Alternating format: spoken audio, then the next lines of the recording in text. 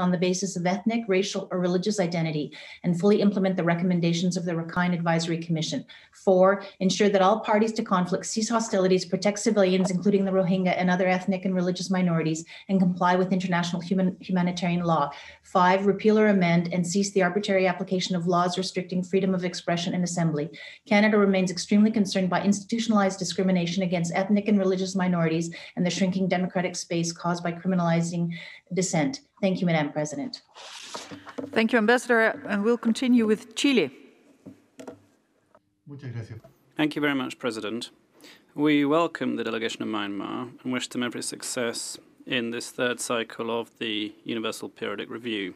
In order to continue progressing with the respect and promotion of human rights, Chile recommends 1, the implementation of measures which avoid impunity for violations and abuses of human rights related to armed conflict, carrying out prompt, independent, impartial and effective investigations concerning allegations of human rights violations. 2, decriminalize consensual sexual relations between same-sex adults and build capacity of police and legal personnel around human rights of LGBTI persons. 3, to ratify the Convention Against Torture and other cruel, inhuman or degrading treatment or punishment. 4, explicitly prohibit corporal punishment of children, including at home. And 5, impose a moratorium on the death penalty and move forwards to abolishing this practice. Thank you. Muchas gracias. And next delegation on the list is China.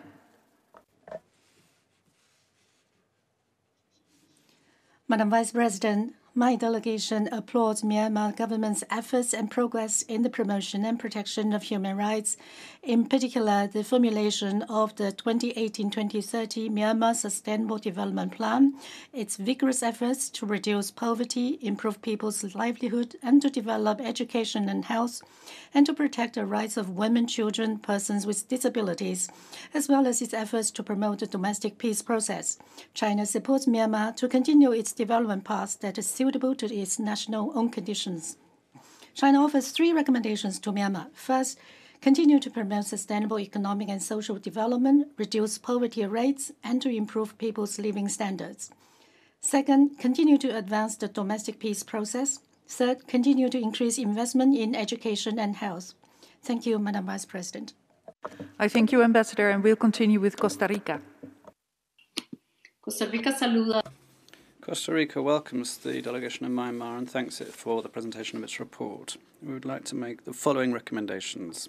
First of all, to ratify international human rights instruments, which it has not yet done. Secondly, to take measures to ensure the complete respect of the rights of minorities and to combat the systematic violence against these people.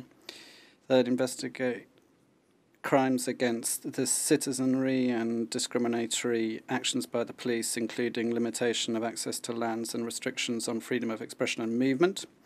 Thirdly, to investigate crimes committed by the National Army against the civilian population and make sure they don't go unpunished. And finally, to guarantee complete access in-country by international human rights mechanisms and collaborate with the Special Rapporteur on the human rights situations in Myanmar. Thank you. Muchas gracias. Et je donne la parole au Côte d'Ivoire.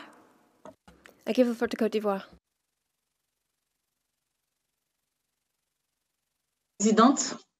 Madam President, Côte d'Ivoire welcomes the delegation of Myanmar, and we commend them on the presentation of their third report.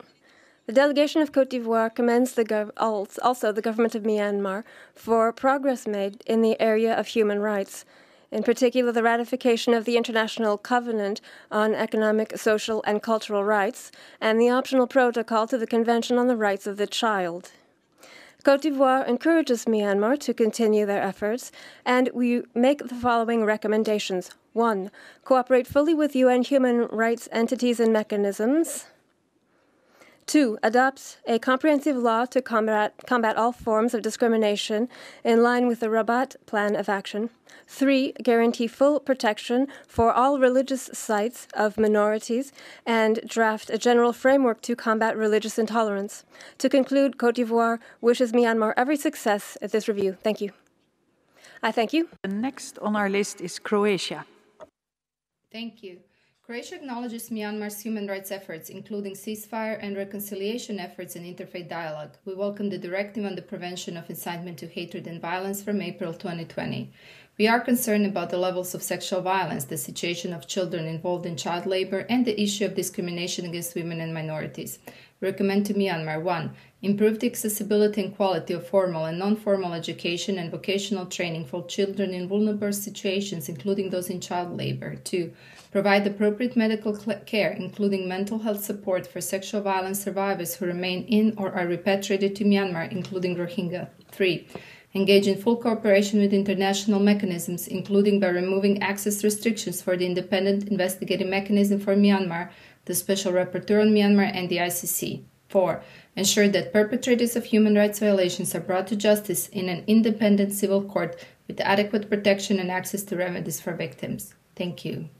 Thank you very much, and we'll go on with Cuba.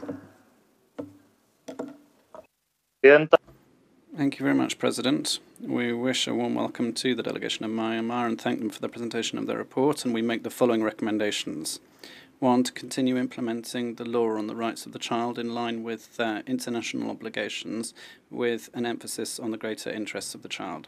Secondly, continue efforts to attain an inclusive education system for all at different educational levels, including in remote areas. We recognise the country's progress in reducing poverty and implementing policies and standards which promote the right to development and attaining the SDGs. We wish every success to Myanmar in this dialogue and in the implementation of the accepted recommendations. Thank you. Muchas gracias, and we will continue with Cyprus. Madam President, Cyprus welcomes the participation of the Myanmar delegation and the presentation of its report at today's UPR.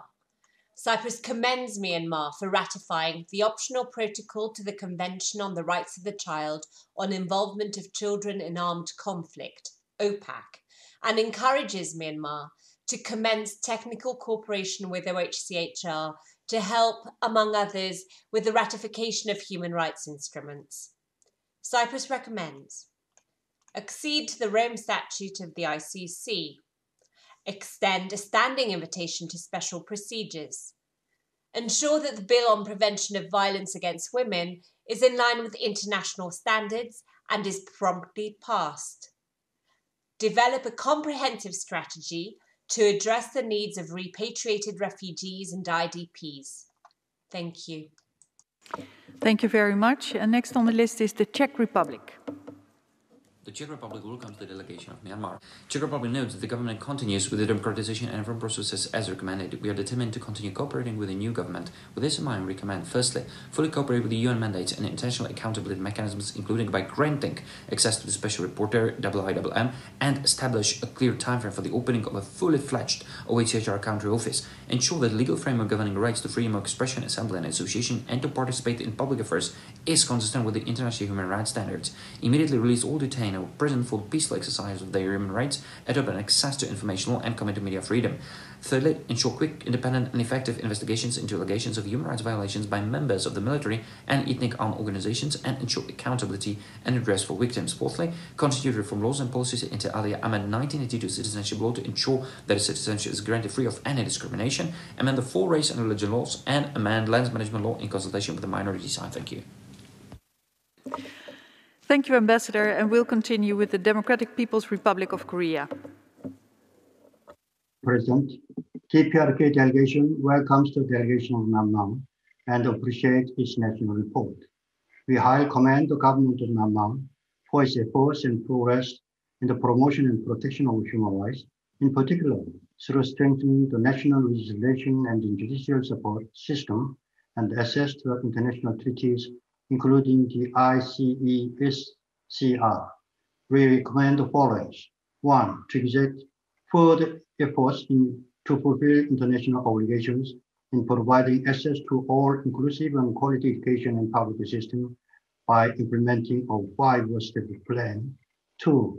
To continue efforts for constructive cooperation at national and regional level in restoring peace and stability and development. We wish Myanmar successful review. Thank you. I thank you very much. And next on the list is Denmark. Denmark welcomes the delegation of Myanmar. We commend Myanmar on the milestone elections, although we regret that the right to vote was not ensured for all, particularly the Rohingyas.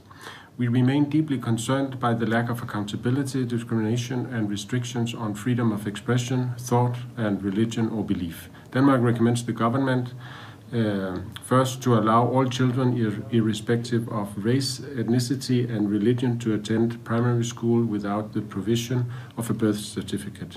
Second, to repeal or amend to bring in line with international law the Official Secrets Act, the Unlawful Associations Act, and Section 124A, 153, 499 to 500, and 505 of the Penal Code. 3, to ratify the Convention Against Torture. Denmark wishes Myanmar a successful review, I think. Thank you, Ambassador. And we'll continue with Ecuador. Presidenta. Thank you very much, President. Ecuador extends a warm welcome to the Myanmar delegation and thanks them for the report they presented. Ecuador recognises progress made since the last UPR cycle. Nonetheless, it reiterates its concern regarding the continual complaints of human rights violations in Myanmar. In a constructive spirit, Ecuador makes very respectfully the following recommendations. 1. Guarantee the respect for and the protection of human rights of all individuals in its territory.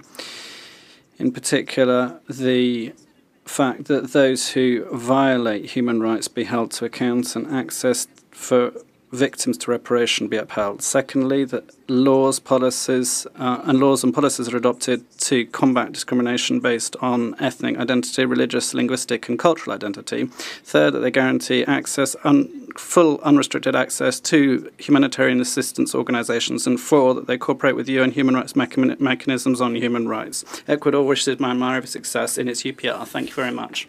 Thank you very much, says the President. Egypt, please. Said Al-Rais.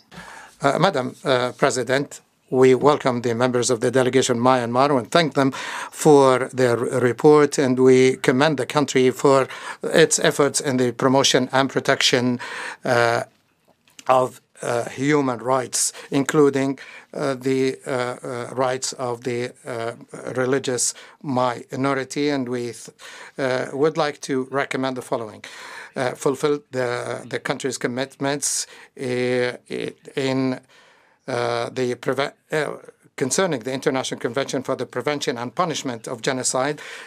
Second, guarantee the fundamental rights of the Rohingya and to hold the perpetrators of human rights violations to account. Third, consider the ratification of the International Covenant on the Economic, Social and Cultural Rights. Thank you.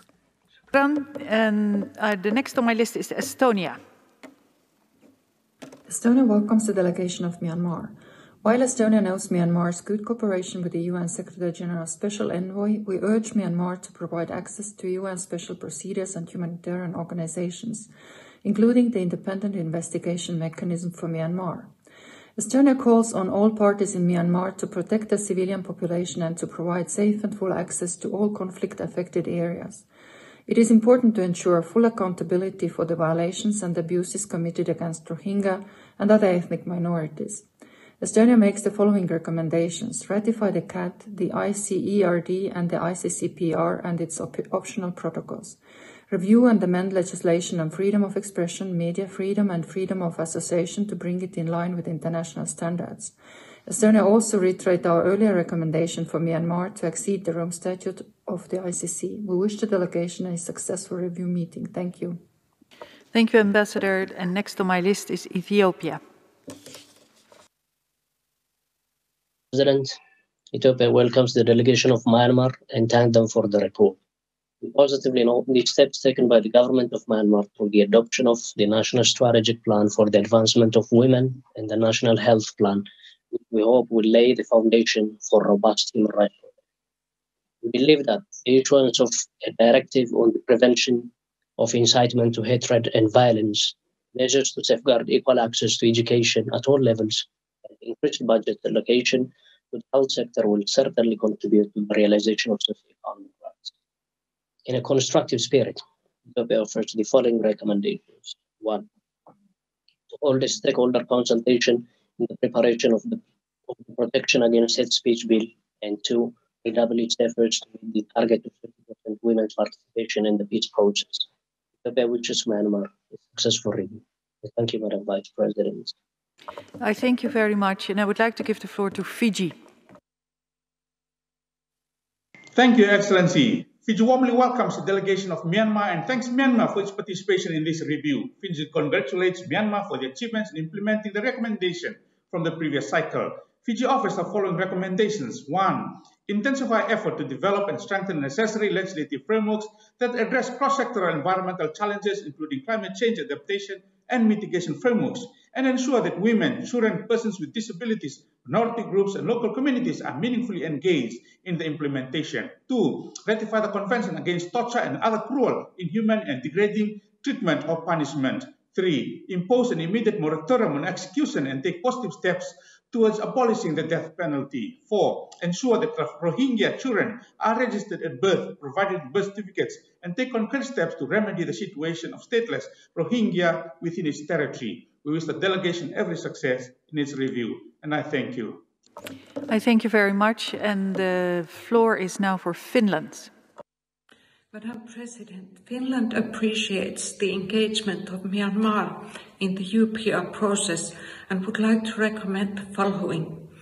Firstly, to increase its efforts to implement the National Strategic Plan for the Advancement of Women 2013-22 by ensuring the rights of women and girls and by protecting them from gender-based violence and discrimination, as well as by allowing access of women and girls to information on sexual and reproductive health and rights. Secondly, to review and amend all laws that violate the rights to freedom of expression, association and peaceful assembly, as well as digital rights. Thirdly, to include effective and meaningful participation and consultation of persons with disabilities in the implementation and monitoring of the Convention on the Rights of Persons with Disabilities. Thank you. Thank you, Ambassador, and je donne la parole à France. I give the floor to France. Thank you, Madam President. I would like to thank the delegation of Myanmar for presenting their report. France remains concerned by this human rights situation in Myanmar, and we recommend 1. Put an immediate end to all discrimination and violence against persons belonging to ethnic and religious minorities, including the Rohingya, and guarantee respect for their fundamental rights and freedoms, including by allowing everyone to obtain identity papers. 2. Create conditions favorable to a voluntary, safe, dignified, and sustainable return for Rohingya to Myanmar. 3. Combat all forms of violence against women. 4. Authorize the establishment of an OHCHR office, access to the territory for the Special Rapporteur, and free and unhindered access for vulnerable populations throughout the territory to humanitarian organizations. 5. Sign and ratify the International Covenant on Civil and Political Rights and its second optional protocol on the abolition of the death penalty, as well as the Convention Against Torture and Other Cruel, Inhuman, and Degrading Treatment. Lastly, thank you. Interrupts the President. I give the floor to Georgia. Je vous remercie. Thank you, Chair. Georgia welcomes the delegation of Myanmar and thanks the head of delegation for the presentation of the national report. We acknowledge steps taken by the government to implement recommendations from previous cycle. In this regard, we welcome the establishment of the Myanmar Human Rights Commission and are encouraged that the Commission prepared a draft strategic plan for the period 2020-2024. Georgia positively notes Myanmar's efforts to eradicate forced labor and encourages the government to further accelerate efforts to eliminate forced labor in all its forms. With this, Georgia would like to recommend to the government of Myanmar, first, to intensify efforts to address the gender-based discrimination and violence. Second, to take all necessary measures to investigate the cases of violence and discrimination against ethnic and religious minority groups. And third, to take further steps to address the issue of the safe, voluntary and dignified return of internally displaced persons to the places of origin. With this, we wish the delegation of Myanmar a very successful UPR. I thank you very much, and I give the floor to Germany. Madam President, Germany commends Myanmar for progress regarding children's rights but remains concerned about human rights violations, particularly against the Rohingya. Germany recommends to 1. ratify the ICCPR and its second optional protocol, the CAT and OPCAT, CERT, and the CED. 2. Cooperate fully with UN human rights mechanisms, including by granting full access to the Special Rapporteur in Myanmar and the IIMM. 3.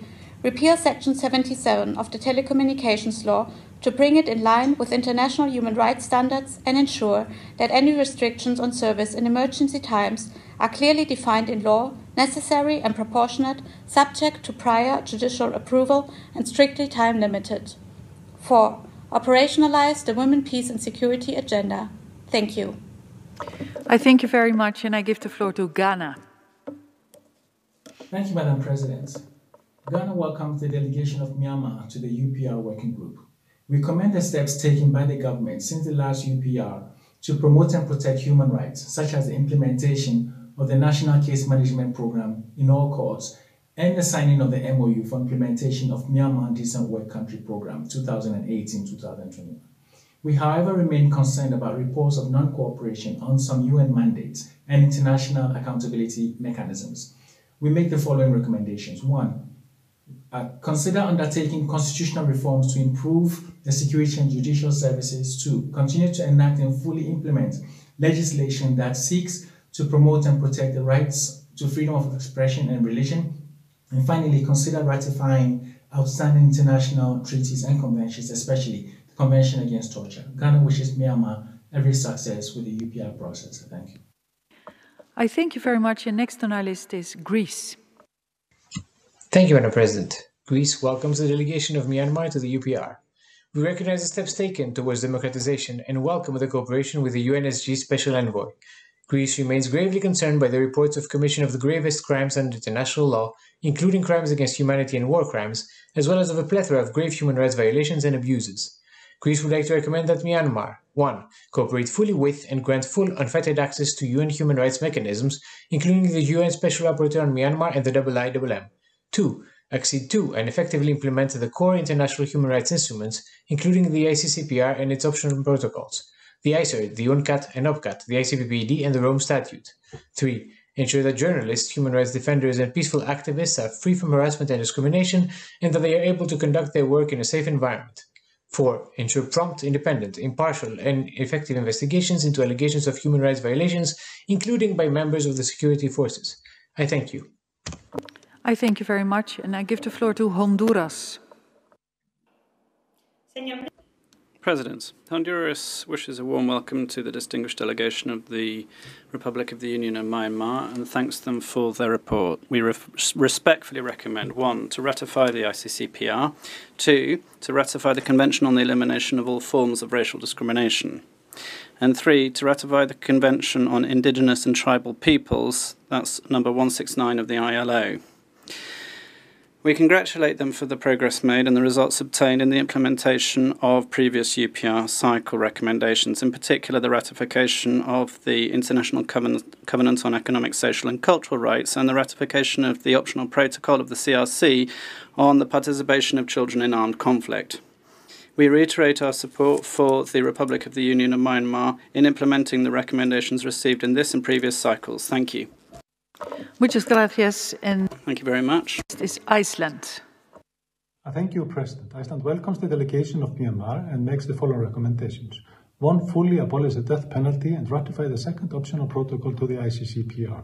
2. Cooperate fully with UN human rights mechanisms, including by granting the UN Special Rapporteur on the situation of human rights and the independent investigative mechanisms for Myanmar full access to all parts of the country. 3. Decriminalize consensual sexual relations between adults of the same sex and expand its anti-discrimination legislation to include prohibition of discrimination on the basis of sexual orientation and gender identity. 4. Provide guidance and standards and sensitize health professionals, health services providers, security forces and legal operators to provide services with dignity and respect for all populations, including LGBTI+ persons. I wish Myanmar all success for its review. I thank you. Thank you, Ambassador, and we'll continue with India. Madam President, India warmly welcomes the presentation by delegation of Myanmar. We commend ratification by Myanmar of the International Covenant on Economic, Social and Cultural Rights and the optional protocol to the Convention on the Rights of the Child on the involvement of children in armed conflict. We note with appreciation the efforts underway for promotion and protection of human rights in Myanmar, including cooperation with the UN human rights mechanisms. In the spirit of excellent bilateral ties, India recommends to Myanmar to consider measures for strengthening the National Human Rights Commission, consider policy measures in furtherance of the right to education, and continue with its efforts for progressive realization of gender equality. Thank you, Madam President. Thank you, Ambassador, and I give the floor to Indonesia. Thank you, President. Indonesia thanks Myanmar for their report. We take note of progress toward democratization, including with the general election held in 2020. We hope for further progress in the reform and comprehensive peace, including by addressing the root causes and creating a conducive environment for voluntary, safe, and dignified repatriation from Cox's Bazar. We recommend the following: to take further steps to ratify the ICCPR, CERD, and Convention Against Torture, including through bilateral cooperation. To strengthen efforts to address the situation in Rakhine State and to intensify cooperation to prevent people smuggling and trafficking in person, to intensify and widen the reach of interfaith and interethnic programs between youth, to encourage social harmony, fight stigmatization, and prevent internal conflict, to strengthen implementation of the COVID-19 economic relief plan to mitigate the impact of the pandemic. We wish the government of Myanmar every success in their review. Thank you. I thank you very much, and I give the floor to Iran. Madam President, Iran welcomes the delegation of Myanmar to this UPR session. We recognize measures taken by Myanmar with a view to promoting and protecting human rights of its entire people, including Myanmar's Sustainable Development Plan, as well as challenges the Union are facing in this regard. We take this opportunity to invite Myanmar to show its determinations to provide equal standards of living for its entire people, including Muslim community in Rohingya. My delegation would like to offer the following 3 recommendations to Myanmar. 1, to develop sufficient legislative and administrative measures to address proportionately the human rights of all communities in Myanmar in a non-discriminatory manner. 2, to provide all its people with education, health, and other public services, in particular for children, women, and persons with disabilities. 3, to enhance its efforts with a view to address challenges and obstacles the Union is facing to implement its policies to achieve the goals and targets of SDGs. I thank you very much, and we'll continue with Iraq.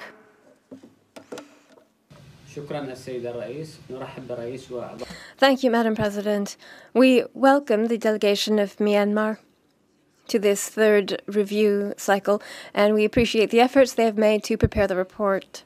We have the following recommendations. 1, ratify the International Convention on the Elimination of All Forms of Racial Discrimination. 2, guarantee comprehensive protection for religious sites for minorities and establish an institutional framework to fight against religious fanaticism. 3, adopt necessary measures so that minorities are represented fairly within public institutions and in the decision-making sphere. Madam President, we call for a safe, dignified, and voluntary return for Rohingya and their reintegration. We appreciate the efforts that have been made by Myanmar in terms of human rights. We wish Myanmar every success. Thank you.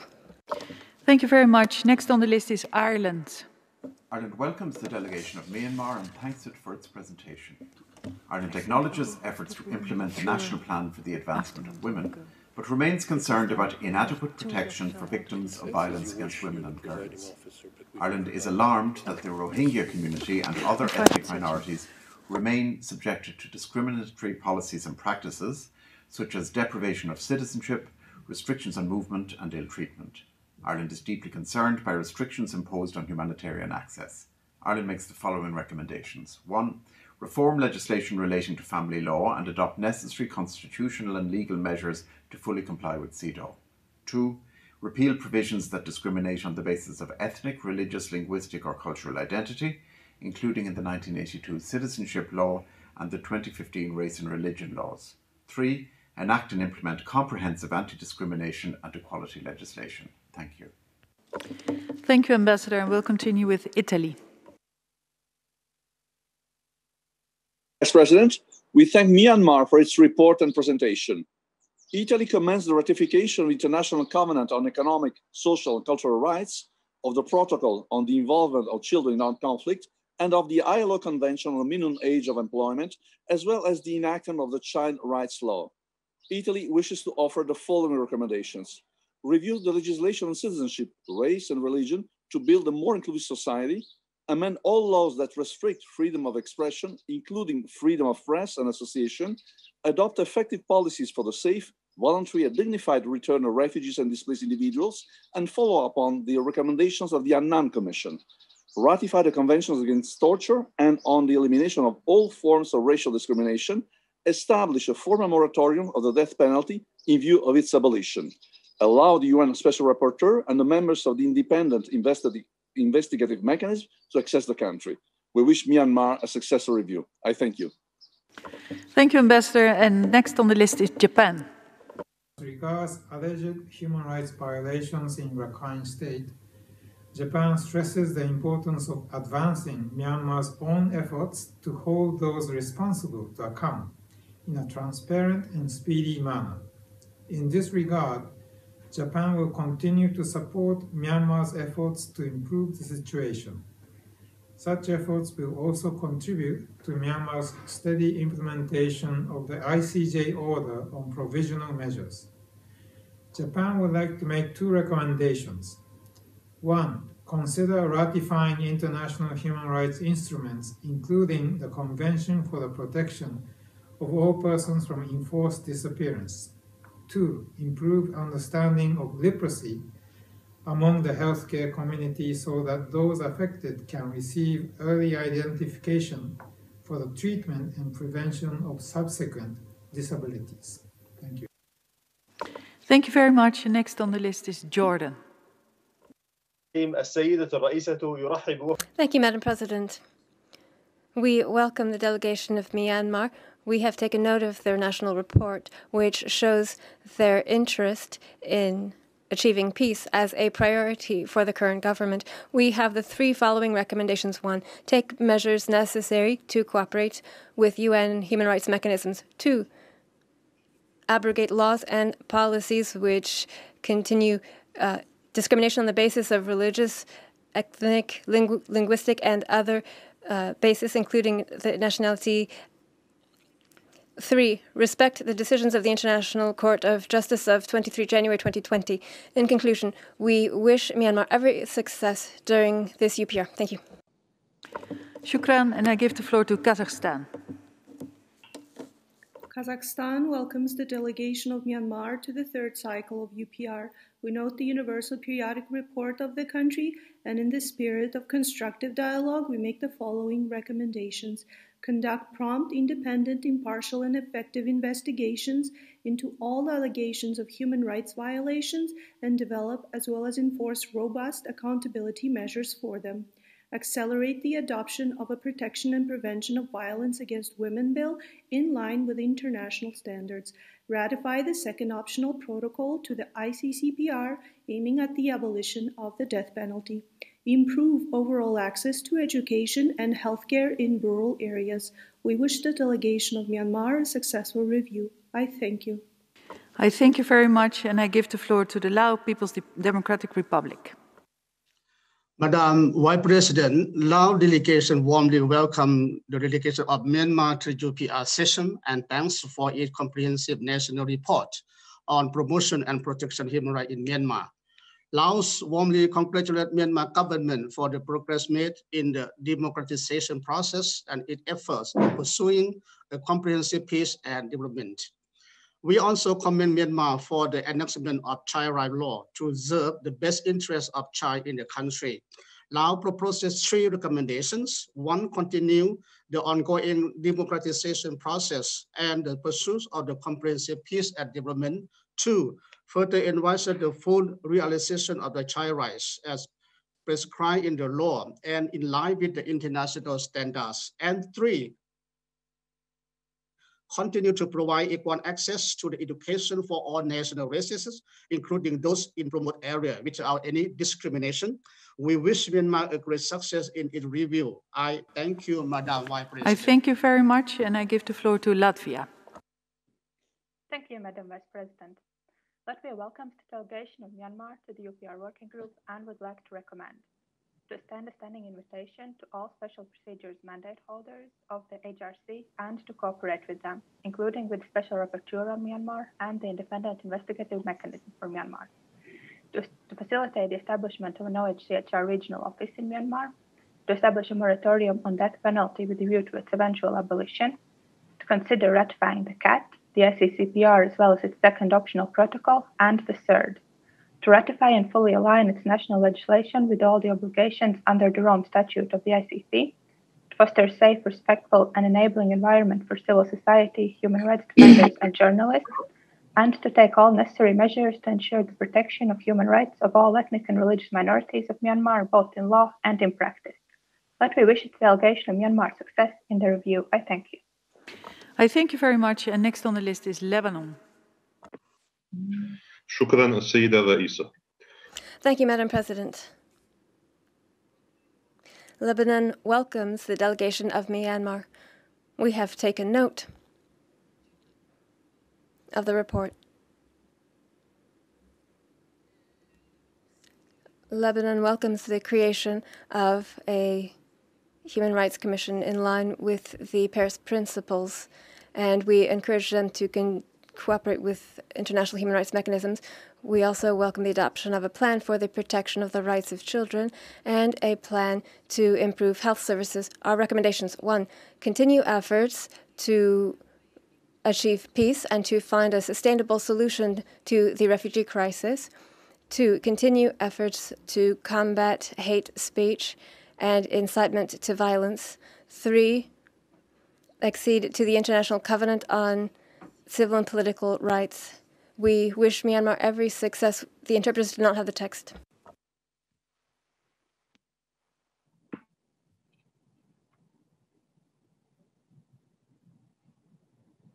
Lesotho, you have the floor. Thank you, Madam Vice President. Lesotho extends a warm welcome to the delegation of Myanmar to the working group and thank them for the presentation of the national report.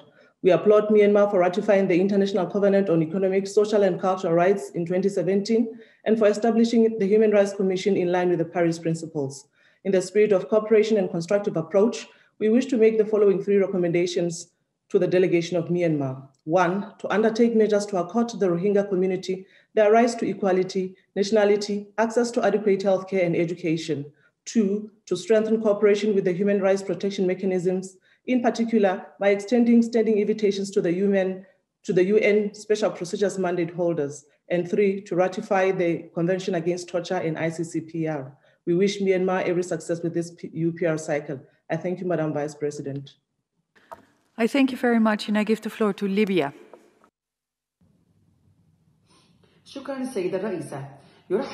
Thank you, Madam President. We welcome the delegation of Myanmar, and we appreciate the efforts they have made in drafting the national report. We recommend the following: 1, ratify the third and adopt laws banning the exclusion of minorities and discrimination based on religion. 2, continue efforts for the return of Rohingyas, assuring their protection in order to achieve peace and development. 3, ask for accountability for perpetrators of acts against Muslims, such as torture, displacement, and pillage of their goods. We wish Myanmar every success.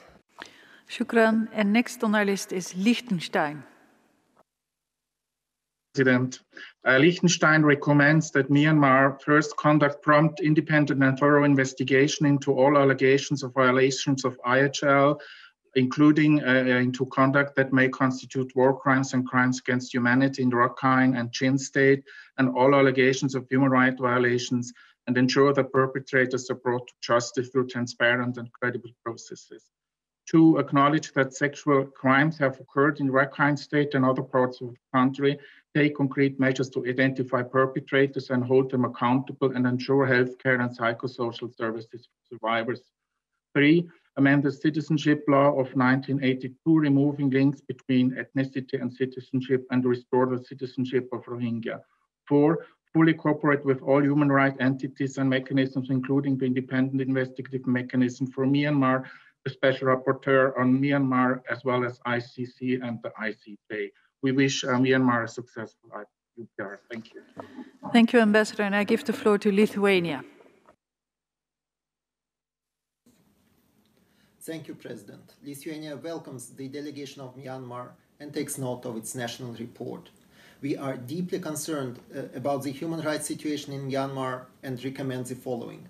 First, to fully implement recommendations of the FFM and to pursue accountability through credible, independent national and international criminal justice mechanisms. Second, to sign and ratify the Convention Against Torture and the Convention on the Elimination of All Forms of Racial Discrimination. Third, to cooperate with the UN Special Rapporteur on the human rights situation in Myanmar by granting him free, full, and unhindered access. Fourth, to stop discriminatory practices against ethnic minorities, such as denial of citizenship. Fifth, to abolish death penalty. And sixth, to raise the minimum age of criminal responsibility. Lithuania wishes Myanmar a successful review. Thank you. Thank you, Ambassador, and I give the floor to Luxembourg. Merci, President. Thank you, Madam President. Luxembourg thanks the delegation of Myanmar for presenting their national report, and we have 6 recommendations. 1. Cooperate without reservations with the international accountability experts and mechanisms, including the Independent Investigative Mechanism for Myanmar, the Special Rapporteur of this Council, and the International Criminal Court. 2. Implement without delay the measures of protection issued by the International Court of Justice in January 2020. 3. Investigate violations of human rights on a broad scale, including sexual violence documented by the Council's fact-finding mission. 4. Abolish the death penalty, prohibit and prosecute torture and extrajudicial killing. 5. Allow the OHCHR to establish an office in the country. And 6. Fully implement the recommendations of the Advisory Commission on Rakhine State of 2017. Thank you for your attention.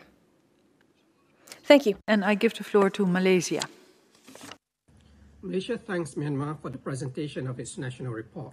Malaysia notes Myanmar's efforts to advance socio-economic development and improve its human rights situation. Indeed, genuine and sustainable processes of democratization and reconciliation are crucial. Malaysia will continue to be a constructive partner to Myanmar. Myanmar has made notable progress since its second UPR. In the spirit of constructive engagement, we wish to make the following recommendations. 1. Continue to implement measures to curb discrimination, violence, and other human rights violations against minorities.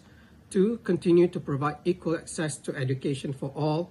3. Sustain and strengthen efforts towards restoring peace and stability, as well as promote inclusive development in Rakhine. And 4. Cooperate with all relevant partners, regional and international human rights mechanisms to address the persisting human rights and humanitarian situation in Rakhine. Malaysia wishes Myanmar every success in its third UPR. I thank you very much, and I give the floor to Malta. Thank you, President. Malta welcomes the delegation of Myanmar and thanks it for the presentation of its national report. We would like to recommend to the government of Myanmar the following. 1.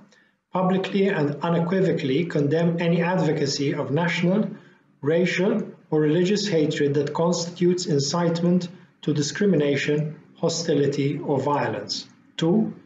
Unconditionally release all political prisoners, journalists, activists, and end ongoing trials of political detainees. 3.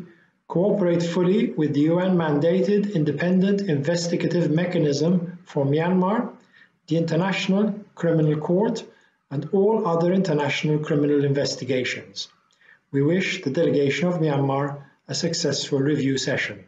Thank you. Thank you, Ambassador, and we'll continue with Marshall Islands. Thank you, Madam President. The Marshall Islands welcomes the delegation of Myanmar and thanks it for its report. After years of engagement of human rights with Myanmar, it is high time that the recommendations by the Advisory Commission on Rakhine State be implemented, and we encourage the newly elected government to do so. We offer the following recommendations. Number 1, eliminate statelessness and institutionalize discrimination against minorities by repealing the 1982 citizenship law. Number 2, ensure compliance with the provisional measures order of the ICJ and cooperate fully with the international justice and accountability mechanisms. And number 3, take concrete action to hold the military to account for the systematic use of sexual and gender-based violence. I thank you, and Komaldada. Thank you, Ambassador, and we'll continue with Mauritania.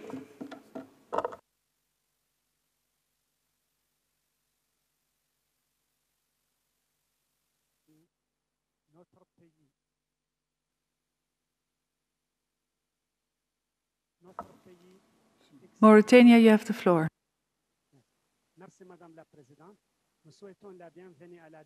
Thank you, Madam President. We welcome the delegation of Myanmar.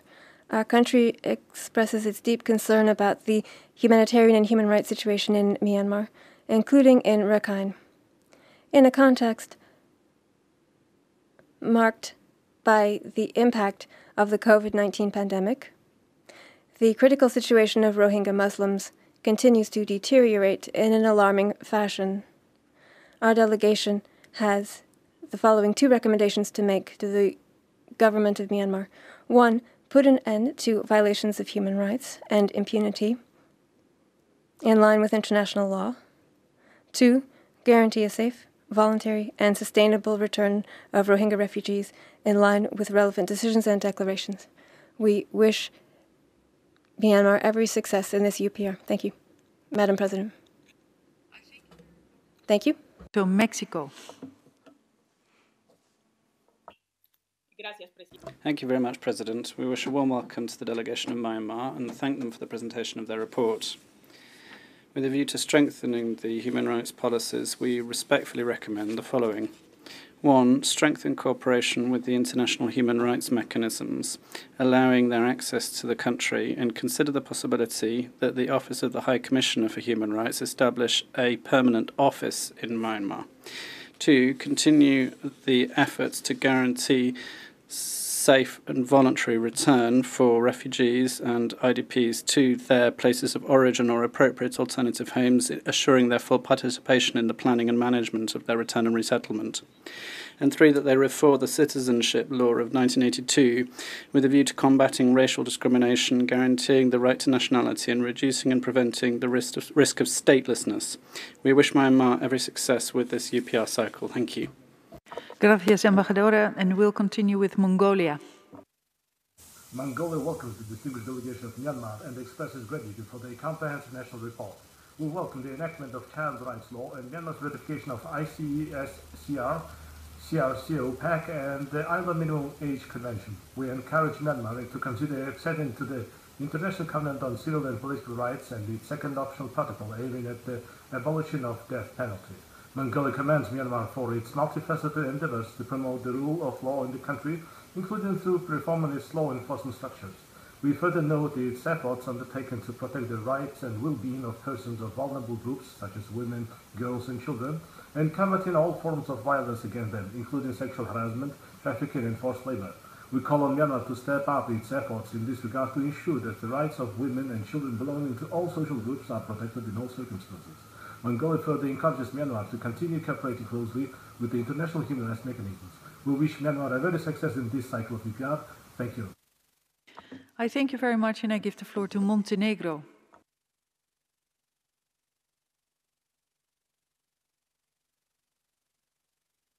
Which treats human rights of the child. In the same manner, we perceive the ratification of the optional protocol to the Convention on the Rights of the Child on the involvement of children in armed conflict and call on the government of Myanmar to fully engage with the UN to ensure implementation of its provisions. Montenegro reiterates its call to Myanmar to issue a standing invitation to all thematic special procedures and to resume engagement with the Special Rapporteur on the situation in Myanmar. We also encourage the country to establish closer cooperation with the OHCHR by ensuring the opening of the fully fledged residence office. Montenegro would like to make the following recommendations to Myanmar: to enact a comprehensive anti-discrimination law and adopt related policies and programs to ensure that all children can be registered and provided with birth certificates, thus having the right to acquire a nationality. We wish Myanmar a successful UPR cycle. I thank you. I thank you very much. And I now give the floor to His Excellency Mr. Min Tu and the delegation to address observations and comments that have been raised so far. Excellency, you have the floor. President, my intervention will focus on 4 areas, namely general election, democratic transition, peace process, and Rakhine State. Madam Vice President, the government shares the sentiments of the people to successfully carry out the multi-party democratic general election in a free and fair manner. The Union Election Commission, UEC, has laid down 5 principles for free, fair, credible, and transparent general election. The UEC also extended invitations to international and regional election observers, including Carter Center, Asian Network for Free Elections, and EU Election Observer Mission, to freely observe the general election in Myanmar. The multi-party democracy general election was successfully held in Myanmar on 8 November 2020. Out of 38 million eligible voters, more than 27 million voters came to the voting stations to cast their vote in a free, fair, and disciplined manner. During the general elections, the people of Myanmar have shown their wholehearted support with their ballots to the National League for Democracy Party. Such overwhelming support reflects Myanmar's people's wholehearted trust and approval of the leading role of the State Councillor and the present government during the past 5 years. Madam President, 5 years ago in 2016, the present government came to the office with wholehearted support of the people towards democratic transition, peace and stability, and development in the country. Over the past 5 years, the government has given special emphasis on introducing good practices of democracy, good governance, accountability, and accelerating administrative, economic, and social reforms, leading to a democratic federal union. The government is now nurturing democratic institutions, promoting rule of law, fighting corruption, promoting and protecting the basic human rights, and strengthening accountability and transparency. Madam Vice President, it is the aim of the present government to hold political negotiations with all ethnic nationalities with a view to bringing lasting peace and national reconciliation. To achieve lasting peace, it is imperative to secure a nationwide ceasefire as a first step and to establish a new political culture of resolving conflicts through dialogue. With this in mind, the government inaugurated the first 21st Century Penlon Conference, or Union Peace Conference, in August 2016. It was followed by 3 successive conferences in May 2017, July 2018, and August 2020. Through the Union Peace Conferences, the government will continue to make strenuous efforts to realize the new peace architecture in the post-2020. Madam President, resolving the issue of Rakhine is one of the priorities of the present government. Since our independence, there has been deep-rooted mistrust and fear among various communities and vicious circles of violence and insecurity in Rakhine State.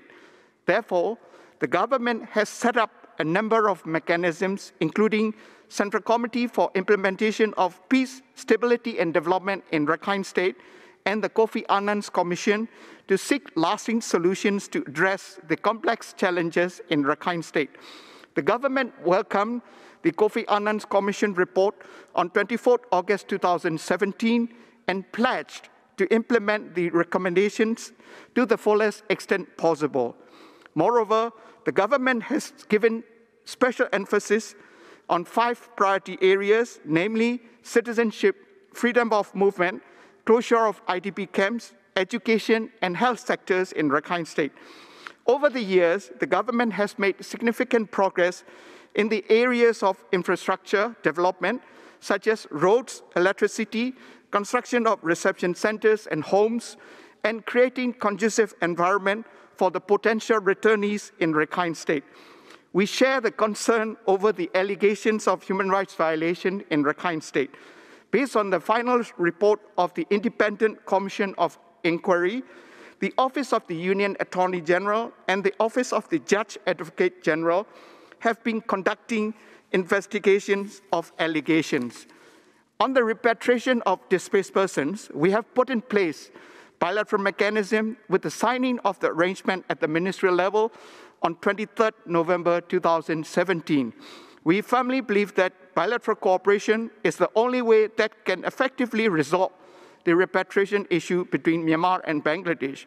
We have convened 4 joint working group meetings in January 2017, May 2018, October 2018, and May 2019 to implement the arrangement and to commence the repatriation of verified returnees.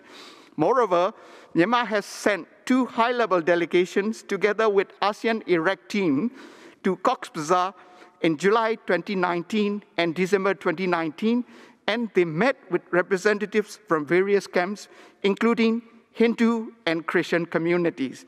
Myanmar has also closely cooperating with ASEAN in facilitating repatriation of verified returnees in Rakhine State. We have convened 3 high-level ASEAN-Myanmar Coordination Committee meetings in December 2018, May 2019, and July 2020 to approve ASEAN projects. In July 2020, Myanmar and ASEAN identified 4 joint projects, namely improving access to information to facilitate repatriation process, capacity building for verification process at the reception centers, provision of agricultural equipments, and livelihood recovery programs in Rakhine State. Furthermore, the government invited UNDP and UNHCR to facilitate the repatriation and resettlement process, as well as livelihood development of all communities in Rakhine State. The Memorandum of Understanding was signed between Myanmar government and UNDP and UNHCR on 6 June 2018. The MOU has been extended annually until June 2021. The UNDP and UNHCR have been assessing the immediate needs of different communities from 120 villages, covering 75 quick impact projects, which include community infrastructure, skill trainings, and income-generating projects. We remain steadfast to receive verified returnees in a voluntary, safe, and dignified manner under the bilateral arrangement reached between Myanmar and Bangladesh. In our concerted efforts to achieve democracy, national reconciliation, peace, and development, we look forward to engage constructively with the United Nations and the international community. I thank you. Madam Vice President, may I now invite representative from the Ministry of Foreign Affairs to make her intervention. The floor is yours, Madam. Madam Vice President, I am Mala Tantai, Director General from the Ministry of Foreign Affairs. I wish to stress 3 areas such as cooperation with the United Nations, accession to international human rights treaties and implementation, and providing humanitarian assistance. As anchored in our foreign policy, we like to reaffirm our continued cooperation with the United Nations in line with our national priorities and needs. We are closely cooperating with the Ms. Christine Burgener, Special Envoy of the United Nations Secretary General, since her appointment in April 2018. We have facilitated her visits to Myanmar for 10 times. Our office has been set up and operating well in Naypyidaw. We are also cooperating with the Special Representative of the Secretary General for Children and Armed Conflict and taking concrete steps to prevent and end the recruitment and use of children over the past 8 years.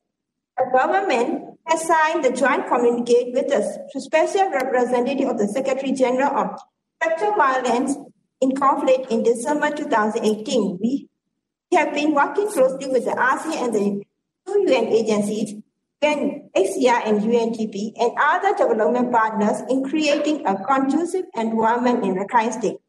The Vice President, in implementing the recommendations received during the second cycle of UPR, Myanmar ratified ICSAR in October 2017 and PRC Pact in September 2019.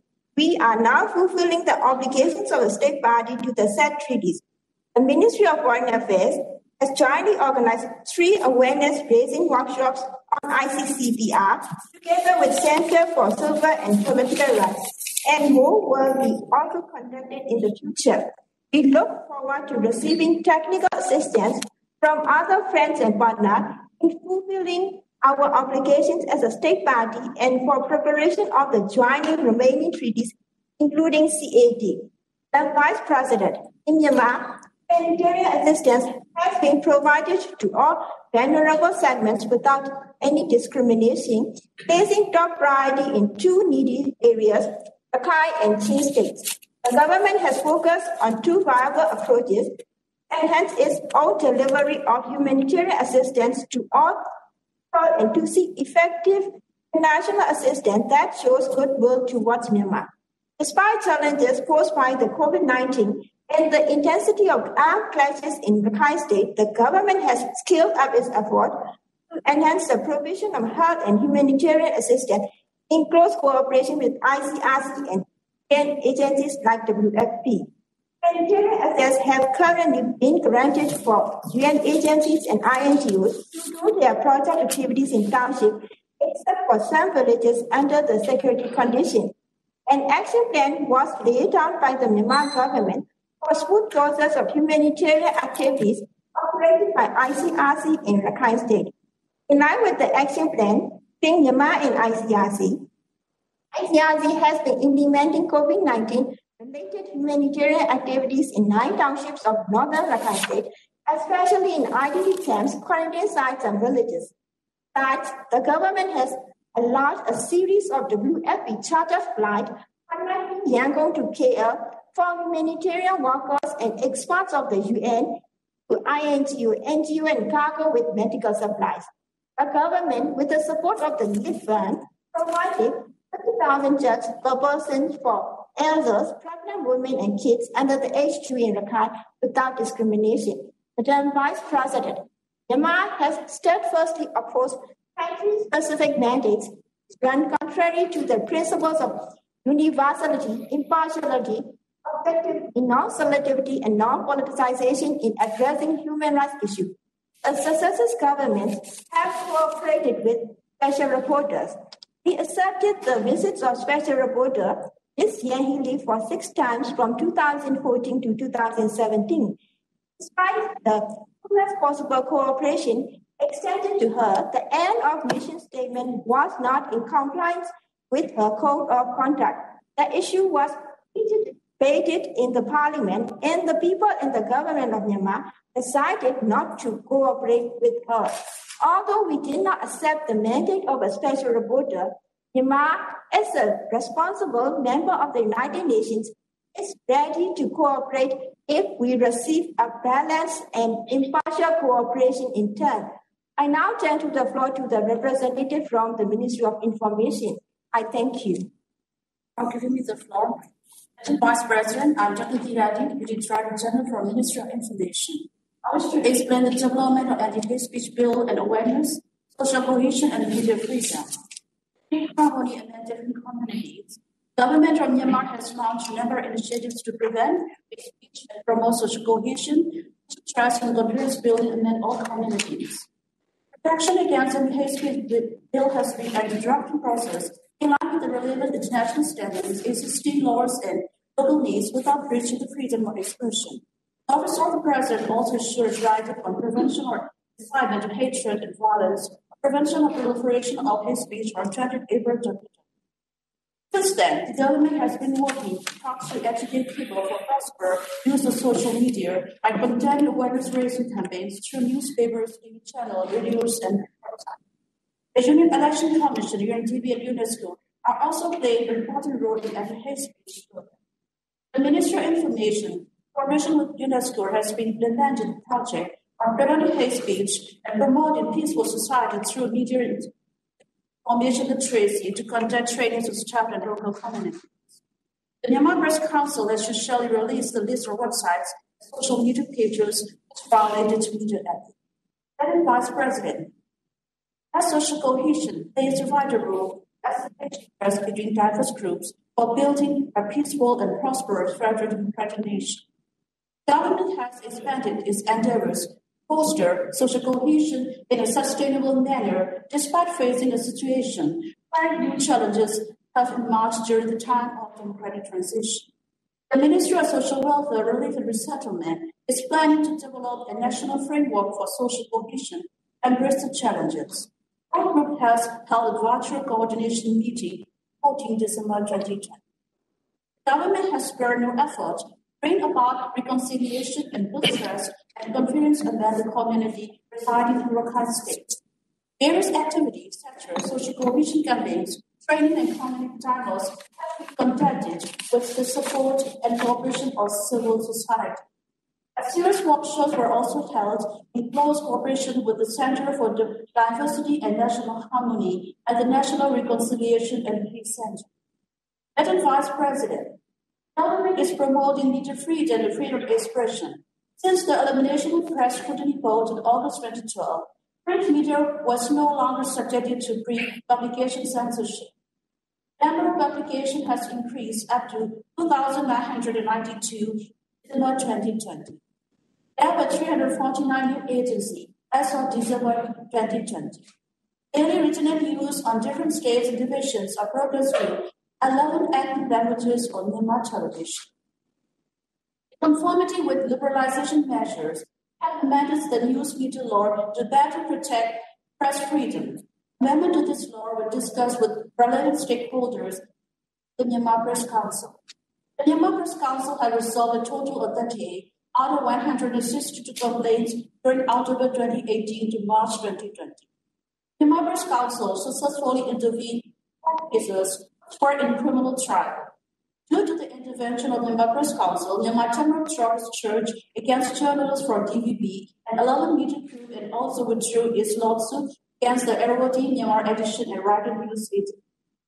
The Ministries of Defense and Home Affairs also withdrew 4 lawsuits and transferred them to Myanmar Press Council for resolution. Regarding media access, we have already arranged altogether 36 media trips to the Rakhine State during 2016 to 2020. The temporary internet suspension in some townships in Rakhine and Chin State is to prevent the distracting acts of the Arakan Army AA from exploiting mobile internet technology. The government has resumed internet service in some townships and information on COVID-19 is being shared among the public via WhatsApp. Madam Vice President, since the beginning of the current administration, citizens, including journalists and human rights defenders, can enjoy the essence of democracy, such as freedom of expression and freedom of press without fear of unlawful arrest.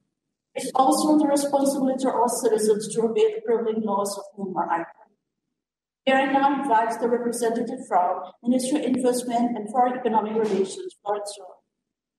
Madam Vice President, I'm Amucha, Deputy Director General from Ministry of Investment and Foreign Economic Relations. My intervention relates to business and human rights. This year marks the 10th anniversary of the adoption of the UN Guideline Principles on the Business and Human Rights. Myanmar is committed to implement the UN Guideline in fostering respect for human rights as well as promoting responsible business throughout the country. We have created a number of instruments to promote responsible investment in good corporate behavior, including adoption of the anti-corruption law in 2013. Likewise, the new investment law and Myanmar Company Law were enacted in 2016 and 2017, respectively. As a result, considerable improvements have been recorded in the numbers of indicators. Myanmar has remarkably improved its ranking by 6th place to 165th of the World Bank 2020 Ease of Doing Business Index. With a view to promoting quality investment and building resilience through the responsible business conduct and international labor standard, Myanmar, in close cooperation with OECD, published the OECD Investment Policy Reviews Myanmar in 2014 and 2020, respectively. Recognizing the role of multilateralism, in promotions and protections of human rights in business sector, and numbers of conventions such as ILO Minimum Age Convention in 2020 and ICSCR in 2017 have been ratified under the leadership of democratically elected government. Myanmar endeavors to build resilient, sustainable, and environmental-friendly economic development are evidenced by the ratifications of Paris Agreement in 2017. Myanmar is also going to submit National Determined Contribution (NDC) to the UNFCCC, which reflect the Myanmar aspiration to reduce over 243 million tons of CO2. In addition, Myanmar National Adaptation Plan for Climate Change is projected to be completed by 2024, while the setting up the target for improvements of energy efficiency by 2030. However, like many countries, Myanmar is no exclusion of the devastation and uncertainty caused by the outbreak of COVID-19. We have been putting tremendous effort to respond and mitigate these effects through the short and medium-term recovery plan, such as COVID-19 Economic Relief Plan, CERP. The drafting process of the Myanmar Economic Resilience and Reform Plan, MERP, is ongoing with the aim to lessen socio-economic impact after shock. We reviewed the majority of the human rights violation in business sector occur due to the lack of knowledge and awareness of the human rights. We truly believe that key to achieve responsible business respecting to the human right is promoting human rights education through the capacity building and technical assistance. Hence, we would like to seek the international community support in strengthening our national capacity to effectively implement human rights obligations. I thank you. I would like to give the floor to the representative from Ministry of Education. Floor is yours. Madam Vice President, I'm Kule Win, Director General from the Ministry of Education. The Constitution of Myanmar offers every citizen the fundamental right, including right to health care, right to education, and right to religious freedom, irrespective of their race, ethnicity, religion, or sex. The government is striving towards ensuring and fulfilling the basic right without discrimination, despite facing challenges. Allow me to respond to the point raised by some participants regarding fundamental right of citizens for health, education, and religious freedom. Madam Vice President, regarding the health sector, Myanmar has been trying to improve nationwide health care services, as well as making continuous effort to reach ultimate goal of universal health coverage.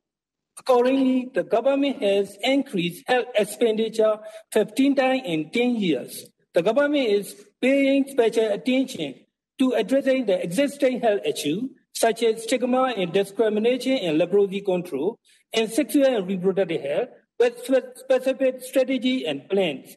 In addition, the government also focuses on areas which need special attention. Taking into account of the impacts of long internet conflicts, health clusters have been activated to provide primary healthcare services for the conflict-affected people in IDP camps without any discrimination. At the time of current threat of global pandemic, Myanmar holds the principle of leaving no one behind and its preventive measure over IDP camp and the area controlled by an internet and organization as well. Madam Vice President, in the education sector, the government has increased its expenditure on education to 2.28% of GDP in 2020-2022 fiscal year. More budgets are allocated on marginalized and remote areas as a priority. The government introduced a new basic education system by implementing universalization of 12-year free basic education to encourage all school-age children are in school and to have access to quality education. Apart from regular education platforms, some special programs, such as special education program for children and IDP camps, and inclusive access to quality education program for children from migrant families are also being implemented on a nationwide basis. Furthermore, ensuring all internet nationalities have the right to education. The government printed textbooks for internet languages and provide the students for free. Madam Vice President, as a multi-religious country, we are promoting religious harmony for equal enjoyment of the right to freedom of religion. According to the recent statistics, the ratio of population in religious buildings for different faiths across the country are in comparable status. In respect of bringing interfaith harmony, the Religious for Peace, RFE Myanmar and the Interfaith Friendship Group Myanmar have signed a MOU in February 2019 with the goal of building religious harmony and countering religious hatred through interfaith friendship activity. In addition, the Director of the President's Office on the Prevention of Proliferation of Hate Speech in April 2020 also contribute to reducing hatred and enhance mutual respect among communities of different faiths. To conclude, we would like to reaffirm that the government is putting its utmost effort to ensure fundamental rights for all citizens without discrimination. I thank you. Madam Vice President, I would like to hand over the floor to the head of Myanmar delegation. Madam Vice President, allow me to pause at this point. I now would like to give you back the floor so that the remaining member states can continue with more comments and questions. Later, we will continue to make appropriate responses further. Thank you.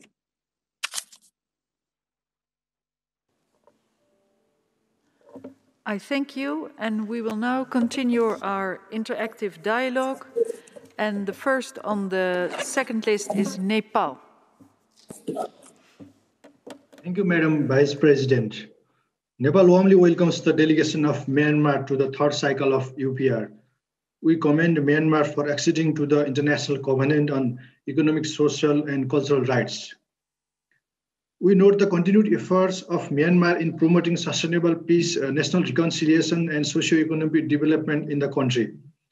The development of multi-sectoral plan of action on nutrition to reduce all forms of malnutrition in mothers, children, and adolescent girls is noteworthy. We commend the adoption of strategy on development of persons with disabilities. We encourage Myanmar to continue collaborations with the human rights mechanisms. While wishing Myanmar to a successful review, we recommend the following further consideration. 1. Step up efforts to ratify International Covenant on the Civil and Political Rights. 2. Continue necessary measures to strengthen the national human rights institution. I thank you. I thank you very much, and I give the floor to the Netherlands. The Kingdom of the Netherlands thanks the delegation of Myanmar for the presentation of its national report. The Netherlands wishes to congratulate the people of Myanmar for exercising their hard-won right to vote on November 8, 2020, and welcomes any steps aimed at developing a collaborative approach with ethnic peoples and parties, provided that these contribute to building trust and address grievances. The Netherlands remains concerned about the lack of unfettered and sustained humanitarian access throughout the country, including in Rakhine, Chine, Kachin and Northern Shan state processes, and ensure full cooperation with international efforts towards accountability for international crimes. Review and repeal or amend all laws that violate the rights to freedom of expression, association and peaceful assembly, and ensure that journalists and human rights defenders can work freely and without fear for reprisals. The Netherlands wishes Myanmar success with the implementation of all recommendations. Thank you. Thank you very much, and I give the floor to New Zealand. President, New Zealand welcomes Myanmar's participation in this process. We recommend that Myanmar take concrete steps to eliminate discrimination against religious and ethnic minorities in Myanmar, including the Rohingya people, both in law and practice, including by repealing the Race and Religion Protection Laws of 2015. We recommend that Myanmar amend the Citizenship Law of 1982 to ensure that citizenship is granted free from discrimination based on ethnicity or other grounds prohibited by international human rights commitments. New Zealand recommends that Myanmar amends current law and enforcement practices to enable free expression and transparent journalism, while also addressing the online promulgation of incitements to discrimination, hostility, and violence. Finally, New Zealand recommends that Myanmar take further action towards the formal abolition of the death penalty, including through legislative changes to remove capital punishment from its penal code and ratification of the second optional protocol to the International Covenant on Civil and Political Rights. Thank you. Thank you, Ambassador. I give the floor to Nicaragua. Presidenta. Thank you, President. We welcome the delegation of Myanmar, and we thank them for the presentation of the third report. We acknowledge the progress that it sets out, and we make the following respectful recommendations. Firstly, to continue strengthening the plans for health coverage. Secondly, to continue adopting effective measures for ensuring education. Thirdly, to continue cooperating with human rights mechanisms. And fourthly, to continue combating human trafficking and organised crime. The Permanent Mission of Nicaragua wishes Myanmar every success in this UPR. Thank you very much. Muchas gracias. I give the floor to North Macedonia. Madam President, North Macedonia welcomes Myanmar's ratification of important international documents since their second UPR in 2015. Deeply concerned by the wave of violence affecting both Rakhine and Rohingya ethnic communities, which impairs the process of return of refugees and IDPs, we urge the government to implement its international humanitarian and human rights obligations. We regret the absence of meaningful progress of accountability at domestic level that is necessary to put an end to impunity and to bring perpetrators of serious human rights violation to justice. We urge Myanmar's authorities to fully cooperate with the ICC. We recommend to Myanmar the following: to cooperate and allow access to its territory to all relevant international mechanisms for human rights protection and promotion, such as the UN Special Rapporteur, the fact-finding mission, and the independent investigative mechanism on Myanmar. I thank you. I thank you very much, and I give the floor to Norway. Madam President, Norway recommends that Myanmar first ensures a safe environment for civil society, human rights defenders and journalists by amending legislation that limits freedom of expression. Second, ensures the independence of the Myanmar National Human Rights Commission by strengthening the MNHRC law, including establishing criteria for appointment of gender-diverse commissioners. Third, reforms laws and practices to confer citizenship and documentation based on clear and objective criteria without discrimination on the basis of race, ethnicity, and religion. Fourth, amends the draft law on protection from violence against women to contain clear definitions of gender-based violence in line with international standards. And fifth, ensures the right to food and health for conflict-affected and internally displaced persons, including by allowing unrestricted access for humanitarian actors. Thank you. Thank you, Ambassador. I give the floor to Oman.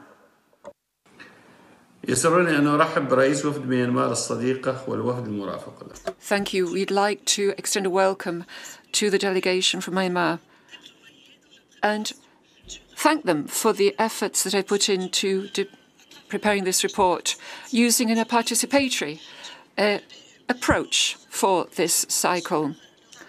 We have looked at their national report, which I think reflects the attention given to human rights. We recommend the following: to continue negotiations for peace, to put an end to conflicts, racist and religious conflicts. Secondly, to prohibit hate speech as well as discriminatory practices which incite violence against minorities, and repeal all laws against discrimination to ensure that everyone's rights are upheld and their right to protection. We wish Myanmar every success. Thank you. Continue with Pakistan. Madam President, Pakistan thanks Myanmar for the presentation of its third UPR report and appreciates its cooperation with the UPR mechanism. We appreciate Myanmar's ratification of International Covenant of Economic, Social and Cultural Rights, as well as optional protocol on the Convention on the Right of the Child. Pakistan shares the concern of the Special Rapporteur on Myanmar and the independent international fact-finding mission regarding discriminatory policies and practices against Rohingya Muslims, including deprivation of citizenship and denial of other fundamental rights. We expect tangible measures, including activities of interfaith friendship group, to help address the situation.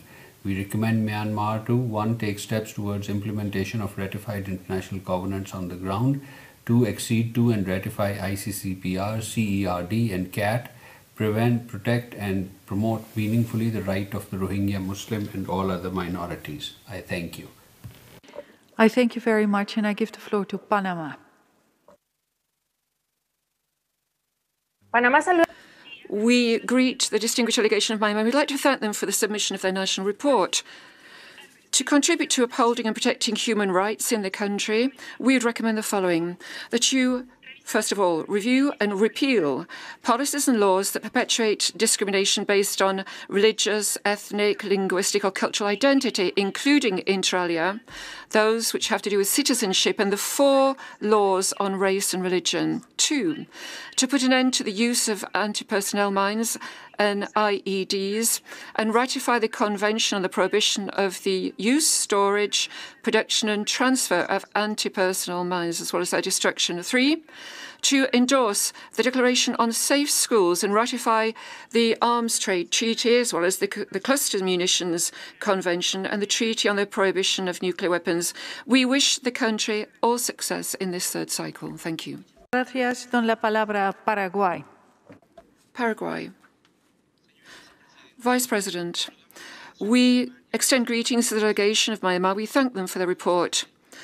We would make the following respectful recommendations. 1, ratify the main international human rights treaties, which are still pending ratification, so that we can move towards completion of SDG 5, 11, 13 and 16. Establish a national mechanism, a permanent one, for the implementation, reporting and follow-up of human rights recommendations, studying the possibility of receiving cooperation for this as part of SDG 16 and 17, speed up legislative processes to ensure that their law to combat human trafficking is in line with international standards, establish a national mechanism for victims for relevant services in line with SDG Goals 8. 4, develop a national action plan to reduce poverty, focused on human rights and focused on SDGs 1 and 10. 5, ratify ILO Convention 169 on indigenous peoples and the International Convention on the Protection of the Rights of all migrant workers and their family members to make progress towards SDG 5, 4, 8, 10 and 16. Thank you. Thank you, Chair. The Philippines warmly welcomes the delegation of the Republic of the Union of Myanmar to the 3rd cycle UPR and thanks it for the presentation of the national report. We welcome Myanmar's ratification of the ICESCR and the optional protocol to the CRC on children in armed conflict. We also acknowledge Myanmar's child rights law and laud its continued constructive engagement with human rights mechanisms. In a constructive spirit, the Philippines presents the following recommendations for consideration by Myanmar. 1, take further concrete steps towards the ratification of the ICCPR. 2, update its legislation and programs for anti-human trafficking. 3, expand capacity building to enhance implementation of national anti-discrimination measures at the local level. And 4, sustain peacemaking and peace-building efforts to help end armed conflicts and violence. We wish Myanmar a successful review. Thank you, Chair. I thank you very much, and I give the floor to Portugal. Madam President, Portugal welcomes the delegation of Myanmar and thanks the presentation of its comprehensive national report. We welcome the ratification by Myanmar of the International Covenant on Economic, Social and Cultural Rights and of the optional protocol to the Convention on the Rights of the Child on the Involvement of Children in Armed Conflict. Portugal would like to recommend Myanmar to 1. Ratify the Convention Against Torture, the International Convention on the Elimination of All Forms of Racial Discrimination, and the optional protocol to the International Covenant on Economic, Social and Cultural Rights. 2. Collaborate with all UN human rights mandates and mechanisms. 3. Abolish the death penalty in all cases and circumstances. And 4. Take measures to improve the conditions of religious, ethnic minorities, namely Rohingya, respecting their human rights and ensure they are not denied the right of citizenship or subject to discrimination in a manner consistent with international standards. I thank you. I thank you very much, and I give the floor to Qatar. Thank you, Madam Chair. My delegation welcomes the delegation of Myanmar, and we thank them for all the measures that they have taken in order to promote human rights, particularly our special plan. My delegation should like to present the following recommendation to continue combating trafficking in persons, the support and promotion of the rights of the Rohingya people, combating incitement to hatred and hatred action against them and to continue with the principles of combating racism. Thank you. Of Korea. Madam President, the Republic of Korea commends Myanmar's efforts for building democracy and enhancing its human rights situation. We take note of and encourage Myanmar's continued efforts to address the situation in Rakhine State, including the extending of the tripartite MOU for the repatriation process, as well as the launch of the national strategy on the resettlement of IDPs. Encouraging Myanmar to further expand its cooperation with the UN human rights mechanisms in this regard, we would like to recommend Myanmar to, the first, continue its efforts to ratify the core international human rights treaties, mainly the ICCPR, and the third, second, to take necessary measures to promoting the rights of ethnic and religious minorities, including by ensuring equal rights and combating intolerance and hate speech against ethnic groups, and third, ensure that the National Human Rights Commission is granted more authority to enable the Commission to effectively fulfill its mandate in line with the Paris principles. I thank you. I thank you very much. And next on our list is Romania. Madam President, Romania would like to thank the delegation of Myanmar for the presentation of its national report. However, we take note of the low level of implementation of the recommendation received under the previous cycle of reporting and regret the dramatic worsening of the human rights situation of ethnic and religious minorities, especially those of the Rohingya. We recommend Myanmar to ensure the protection of the human rights of persons belonging to all ethnic and religious minorities, both in law and practice, to adopt a new inclusive nation plan of action for children in line with the CRC and allocate sufficient resources for its implementation, to ensure that operations by businesses are conducted in compliance with domestic laws, multilateral treaties such as the ICESCR and international standards, to abolish the death penalty. Wish a very successful UPR to the delegation of Myanmar. I thank you. Thank you very much, and I give the floor to the Russian Federation. Thank you. We welcome the delegation of Myanmar and we note the objective nature of the national report. We welcome Myanmar's readiness to cooperate with international and regional human rights mechanisms. We note with satisfaction progress made in the field of human rights, including the exclusion in 2020 of Myanmar from the list of countries that recruit child soldiers. The Russian Federation is understanding about the fact that Myanmar is going through a complex phase of democratic transformation. We're not denying the importance of holding people who commit crimes in the Rakhine State accountable, but we are against any hype about this serious and complex problem. We believe that Myanmar's authorities are working hard to investigate any cases of human rights violations and crimes in the Rakhine State. We're in favor of settling the refugee Rohingya problems on the basis of dialogue between Myanmar and Bangladesh. We also recommend further peaceful dialogues in order to involve all armed ethnic groups into the peace settlement process. Thank you. Spasiba, and I give the floor to Saudi Arabia. السيد الرئيس بداية. Firstly, I should like to welcome the delegation of Myanmar and the accompanying delegation. We have also taken note of their report. In this respect, my delegation would like to express its concern regarding the religious and ethnic minorities, particularly in the new pandemic situation. Firstly, we should like to recommend granting full citizenship right to the Rohingya minority. Second, providing all possible facilities for the safe, voluntary, dignified, and sustainable return of the Rohingya to their homeland. Thirdly, amending the nationality law of 1982, which is still in effect, to include all ethnic minorities, including the Rohingya. Fourthly, clarify an end to the army's violations of ethnic and religious minorities while ensuring accountability against these violations. In conclusion, my delegation wishes success to Myanmar and its people. Thank you, Mama. Senegal. President, we extend a warm welcome to the delegation of Myanmar and thank them for their national report and its presentation. We congratulate them for what they have achieved to date. There's an awful lot of background noise to this, and the interpreters don't have a speech.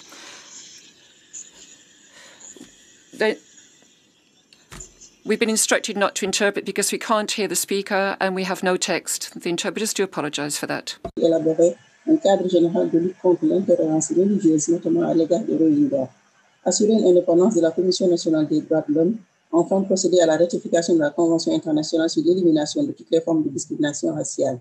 Pour conclure, le Sénégal souhaite plein succès au Myanmar. Je vous remercie. Je vous remercie, and I give the floor to Serbia. The Republic of Serbia welcomes the participation of Myanmar within the UPR process, including this interactive dialogue. Serbia acknowledged all the efforts invested by the authorities of Myanmar while implementing recommendations from the previous cycle. Serbia in particular welcomes those measures aimed at facilitating public access to court services. We would like to recommend to Myanmar to intensify cooperation with all UN bodies in the field of human rights protection, including the UN Special Rapporteur on Myanmar for the benefit of all people living in Myanmar, especially with regard to the situation of women and children. We wish Myanmar a successful review. Thank you. I thank you very much, and next on our list is Sierra Leone. Sierra Leone thanks the delegation of Myanmar for the presentation of its report. We would like to congratulate Myanmar for establishing a Human Rights Commission as we recommended in the last review cycle. In a constructive spirit, Sierra Leone recommend the following to Myanmar. Give unfettered and unconditional access to special procedure mandate holders. 2, abolish anti-discrimination law to prevent advocacy of national, racial, or religious hatred that constitutes incitements to discrimination, in accordance with the Rabat Plan of Action. 3, adopt a comprehensive definition of discrimination against women in its national legislation in conformity with CEDAW. 4, consider conducting citizenship verification program in a non-discriminatory, non-arbitrary basis and grant Rohingya citizenship documents within a reasonable period. 5, rectify the ICCPR, CAT, the ICERD, and the ICRMW. And 6, adopt an official moratorium on the death penalty. Sierra Leone wishes Myanmar success with the implementation of the... I thank you very much, and I give the floor to Singapore. Madam President, Myanmar has taken steps to enhance the protection of women and girls. These include the establishment of one-stop women support centers in some cities and the drafting of a Protection and Prevention of Violence Against Women Bill. Singapore recommends that following the enactment of this bill, the necessary training and capacity building activities are conducted within the social service and public sectors to ensure the full and effective implementation of its provisions, together with a comprehensive public outreach program to raise awareness of the provisions of the bill amongst all members of the public. We also welcome Myanmar's efforts to promote and protect inclusive education for persons with disabilities. These include issuing the Law on the Rights of Persons with Disabilities in 2017, establishing an education subcommittee for persons with disabilities, and implementing a national education strategic plan which strengthens inclusion. Singapore recommends that Myanmar continue to strengthen efforts for inclusive education, including for children with disabilities living in remote areas who may be at greater risk of exclusion due to the COVID-19 pandemic. As a close neighbor and fellow ASEAN member, Singapore wishes Myanmar every success in its efforts to overcome the COVID-19 pandemic and advance the human rights of its people. Thank you. I thank you very much, and I give the floor to Slovakia. Madam President, Slovakia takes positive note on the ongoing process of acceptance of universal human rights instruments by Myanmar. We encourage Myanmar to speed up this process and recommend that Myanmar ratify Convention on Enforced Disappearance and OPCRC on a communications procedure. We know with concern that human rights situation in Myanmar led ICJ to order to prevent the acts within the scope of Article 2 of the Convention on the Prevention and Punishment of the Crime of Genocide. Slovakia regrets that Myanmar had refused to cooperate with UN human rights entities and mechanisms. We recommend that Myanmar restore fully such cooperation, including by granting access to IIMM and the UN Special Rapporteur on the situation of human rights in Myanmar. We recommend that Myanmar dealing with citizenship and respect for human rights from ethnicity and politics and the peace process should not cement ethnic division. We wish Myanmar a successful review. I thank you very much, and I give the floor to Slovenia. Thank you. Slovenia commends Myanmar for the national report and its commitment to the UPR process. Slovenia recommends 1. To ratify ICCPR, its second optional protocol, and the Convention Against Torture. 2. To resume engagement with the SRR human rights situation in Myanmar and extend invitation to enter the country to all special procedure mandate holders and the independent investigative mechanism for Myanmar. Slovenia commends Myanmar for becoming party to ICESCR, OPCRCAC, and the ILO Minimum Age Convention. Slovenia took note of the OHCHR recommendation regarding investment and infrastructure projects in Myanmar and calls on Myanmar to ensure that operations by businesses are conducted in compliance with domestic laws and international standards, including the UN Guiding Principles on Business and Human Rights. Slovenia remains concerned that journalists, activists and others continue to face charges and convictions under laws criminalizing legitimate expression and domestic activity. I thank you. I thank you. And next on our list is South Africa.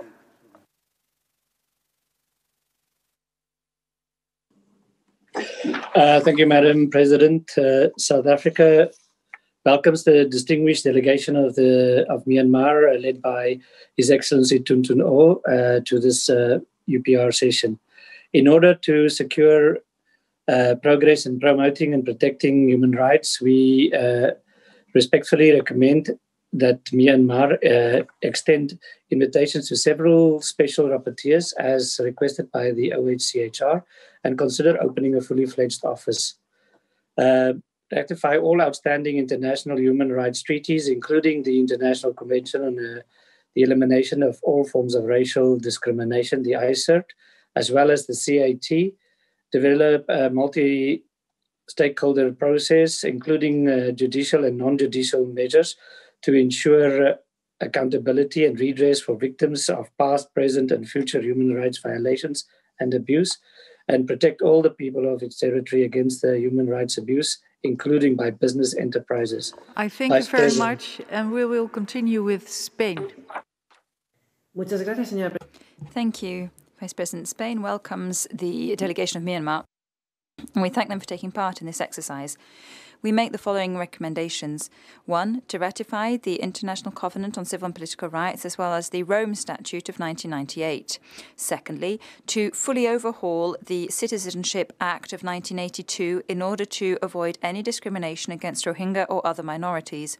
Thirdly, to repeal the 4 laws on racial protection and religion and to review and reform all remaining laws, policies and practices that impose restrictions on the freedom of religion or belief in order to bring them into line with human rights obligations at the international level. Fourthly, to review the draft law on the prevention of violence against women in order to bring it into line with the CEDAW standards, including domestic violence, as well as to ensure the creation of mechanisms for ensuring the effective implementation of the law to protect victims. Thank you. Gracias, embajadora. And we will now continue with Sri Lanka. Madam President, Sri Lanka appreciates Myanmar's ratification of the ICESCR and the optional protocol to the CRC on the involvement of children in armed conflict, and the appointment of new commissioners to the National Human Rights Commission. We also note significant steps taken to eliminate forced labor and enact the Child Rights Law in 2019. Whilst appreciating the work already undertaken in these areas, Sri Lanka recommends in a constructive spirit that Myanmar, 1, strengthens efforts to improve access to healthcare, particularly in rural and conflict-affected areas. 2, completes the national process for signing the International Covenant on Civil and Political Rights. And 3, continues efforts to address root causes of trafficking in persons and facilitate the rehabilitation and social integration of victims. We wish Myanmar success in its UPR engagement. Thank you. I thank you very much and give the floor to Sudan. Sudan welcomes the delegation of Myanmar to the third cycle of the UPR working group and thanks them for presenting their national report. Sudan remains concerned that the 1982 citizenship law, which denies citizenship on ethnic and racial grounds, has been used arbitrarily to persecute the Rohingya community. This law has effectively rendered the Rohingya people as stateless. In a constructive spirit, Sudan recommends the following: immediately repeal the citizenship law of 1982 and grant Rohingya people citizenship. Protect women and children from exploitation and enforce anti-human trafficking measures. Ensure full protection of all minorities and protect everyone's right to the freedom of religion or belief. We further encourage Myanmar to openly collaborate with international organizations to continue its democratic reform and to address its remaining challenges. We wish Myanmar every success. I thank you very much. And next on our list is Sweden. With regard to recent elections, Sweden underlines the need for further steps towards democratization. Sweden welcomes international efforts for justice and accountability, including at the ICJ and the ICC. Sweden would like to make the following recommendations. 1. To protect the rights of all persons belonging to minorities and IDPs, including the Rohingyas, by ensuring accountability for international crimes and violations of international law. 2. To ensure that the right and freedom of opinion and expression is protected in law and in practice, online and offline. 3. To adopt and implement a law guaranteeing the right to access to information held by public authorities. 4. To enact legislation that guarantees comprehensive protection from all forms of discrimination and violence against women and ensures accountabilities for perpetrators and rehabilitation and redress for victims of sexual and gender-based violence during conflict. Thank you. Thank you, Ambassador. I give the floor to Switzerland. Madam President, Switzerland welcomes the delegation of Myanmar. We commend Myanmar on the recent elections, and we hope that they will also be held in those regions where they have not yet taken place. Switzerland has 4 recommendations for Myanmar. 1. To reform the 1982 Citizenship Act in order to remove any requirements which are discriminatory based on race, religion, or ethnic origin. Secondly, to remove any restrictions on the freedom of circulation for ethnic and religious minorities, including the Rohingya. Thirdly, to ratify the Convention Against Torture. In this respect, we would like to recall that there is technical support available in the framework of the Convention's initiative. Fourthly, to take all possible measures to ensure that children are not directly involved in conflicts in accordance with the recent ratification of the optional protocol to the Convention on the Rights of the Child, relating to the involvement of children in armed conflicts and in accordance with the 2019 national legislation. Thank you. To Thailand. Madam President, Thailand welcomes the efforts and progress made by the Myanmar government through the ratification of international human rights treaties, legislative reforms and national reconciliation. Following the recent general elections, Thailand is encouraged by the increase of women in Myanmar's legislature and recommends Myanmar to continue to promote women's participation in decision-making processes, as well as to engage more with all stakeholders, including people of all ethnic backgrounds. Thailand recognizes Myanmar's continued efforts to address the ongoing conflict in Rakhine State. We recommend Myanmar to continue to work closely with domestic stakeholders and international partners to address the situation at its root cause and the return of displaced persons, and to fully utilize the findings of the Independent Commission inquiry. Thailand stands ready to support Myanmar in its efforts to promote and protect human rights of its people. Thank you.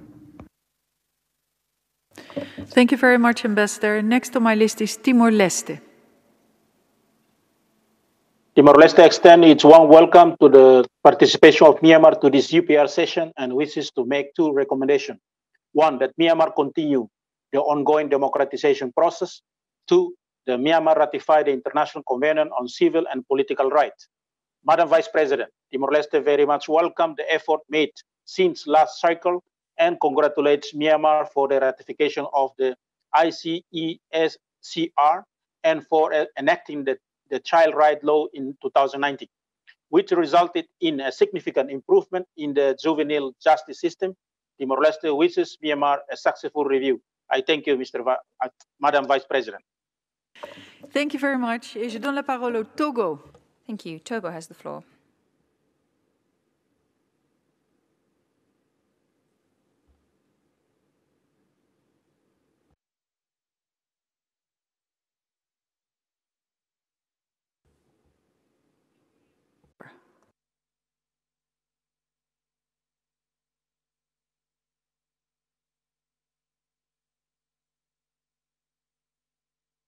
It seems we can't reach Togo at this point, so we will continue with Turkey. We welcome the delegation of Myanmar and thank them for their presentation. Turkey recommends the government of Myanmar to 1. Fully implement the provisional measures ordered by the International Court of Justice. 2. Ensure accountability for criminal acts and human rights violations by members of the security services. 3. Cooperate fully with the independent investigative mechanism. 4. Expedite the safe, voluntary and dignified repatriation of Rohingya refugees from Bangladesh to their place of origin in Rakhine State.